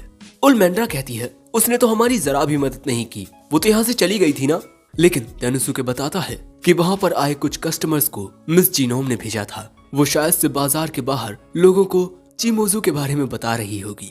जिसके बाद वहाँ से आकर डेनोसुके उल्मेंड्रा से कहता है क्योंकि तुम भी इन डेमी ह्यूमंस की मदद कर रही थी, इसीलिए काफी सारे डेमी ह्यूमंस का नजरिया डीमंस के प्रति बदल गया है। और तभी ये अंकल आंटी इन दोनों को शुक्रिया कहने के लिए ये 7 रंग के चीमोजू लेकर आते हैं। डेनोसुके इन्हें ले लेता है। जिसके बाद ये दोनों एक टेबल पर आकर बैठ जाते हैं और बैठते ही डेनोसुके उल्मेंड्रा को शुक्रिया के रूप में ये एक कप दे देता है। जो देख उल्मेंड्रा सोचती है कि पहले इसने मुझे वो मैजिक स्टोन दिया और अब ये वेडिंग कप, कहीं ये मुझसे शादी तो नहीं करना चाहता। और यही सोचकर वो मन ही मन बहुत खुश होने लगती है। जिसके बाद वो डेनोसुके से पूछती है कि इन चीमोजू को खाते हुए तुम भगवान से क्या मांगोगे। डेनोसुके कहता है, मैं मांगूंगा कि मेरा अगला प्रोजेक्ट सक्सेसफुल हो। बेचारी ओलमेंड्रा आखिर क्या सोच रही थी, और इसी वजह से अब तो भैया उसका गुस्सा इतना बढ़ जाता है कि वो डेनोसुके पर गुस्सा उतारने लगती है। अब अगले सीन में डेनोसुके डार्क किंग को बताता है कि उसने काफी सारी इंफॉर्मेशन को इकट्ठा किया है और अपनी रिसर्च के रिजल्ट को देख मैं आपको जल्द से जल्द एक रिपोर्ट देना चाहता हूँ। मुझे एक दुकानदार के जरिए पता चला है कि हमारे पास ही में एक दूसरा राज्य है जिसे गोल्डन कंट्री कहते हैं, और मुझे लगता है कि अगर आप फ्यूचर में ट्रेड करना चाहते हैं तो उसके लिए इस राज्य से शुरुआत करना बेस्ट रहेगा, और शायद ट्रेडिंग के जरिए हम हमारे राज्य में मौजूद खाने की कमी की समस्या को दूर कर पाएंगे। इसीलिए मैं चाहूंगा कि आप जल्द से जल्द उस राज्य के साथ नेगोशिएशन की सारी तैयारी कर दें। सो तभी डीमन लॉर्ड कहता है, ट्रेडिंग में हम सोने के बदले अपने राज्य से उन्हें ये प्रोडक्ट देंगे, रोजमेरिन। डेनोसुके कहता है, लेकिन ये एक बहुत ही वैल्यूएबल आइटम है। सो डार्क किंग कहता है, सिल्फिड जैसे टैलेंटेड रिसर्चर्स आज के दौर में बहुत ही कम हैं, इसलिए वो लोग इस आइटम को इतनी आसानी से तो रेप्लिकेट नहीं कर पाएंगे। हमारा राज्य अभी भी काफी छोटा है, लेकिन जब तक तुम चारों टैलेंटेड शख्स मेरे साथ हो, मुझे पूरा यकीन है कि हम उस ऊंचाई तक पहुंचेंगे जहां अब तक कोई नहीं पहुंच पाया। डीमन लॉर्ड के मुंह से ये बातें सुन डेनोसुके खुशी के मारे रोने ही लगता है, लेकिन तभी डार्क किंग कहता है कि डेनोसुके, इस बार की नेगोशिएशन तुम्हें बहुत संभल कर करनी होगी, क्योंकि गोल्डन कंट्री ऑफ रैम्पेज का राजा बहुत ही भयंकर है, यानी बहुत ही ज्यादा खतरनाक। तो क्या डेनोसुके ये नेगोशिएशन सही से कर पाएगा? ये जानने को मिलेगा अगले पार्ट में। वैसे अगर तुम चाहो तो हमारे चैनल की मेंबरशिप को ज्वाइन कर सकते हो। साथ ही वीडियो को लाइक कर देना, कमेंट करके बताना कि तुम्हें ये वीडियो कैसा लगा, और चैनल पर नए आए हो तो सब्सक्राइब करते जाना। डिस्क्रिप्शन में मेरे सेकंड चैनल का लिंक है, उसे भी सब्सक्राइब कर लो। साथ ही मुझे इंस्टा पर फॉलो कर लो। मैं मिलता हूँ जल्दी किसी और वीडियो में, तब तक के लिए सायोनारा।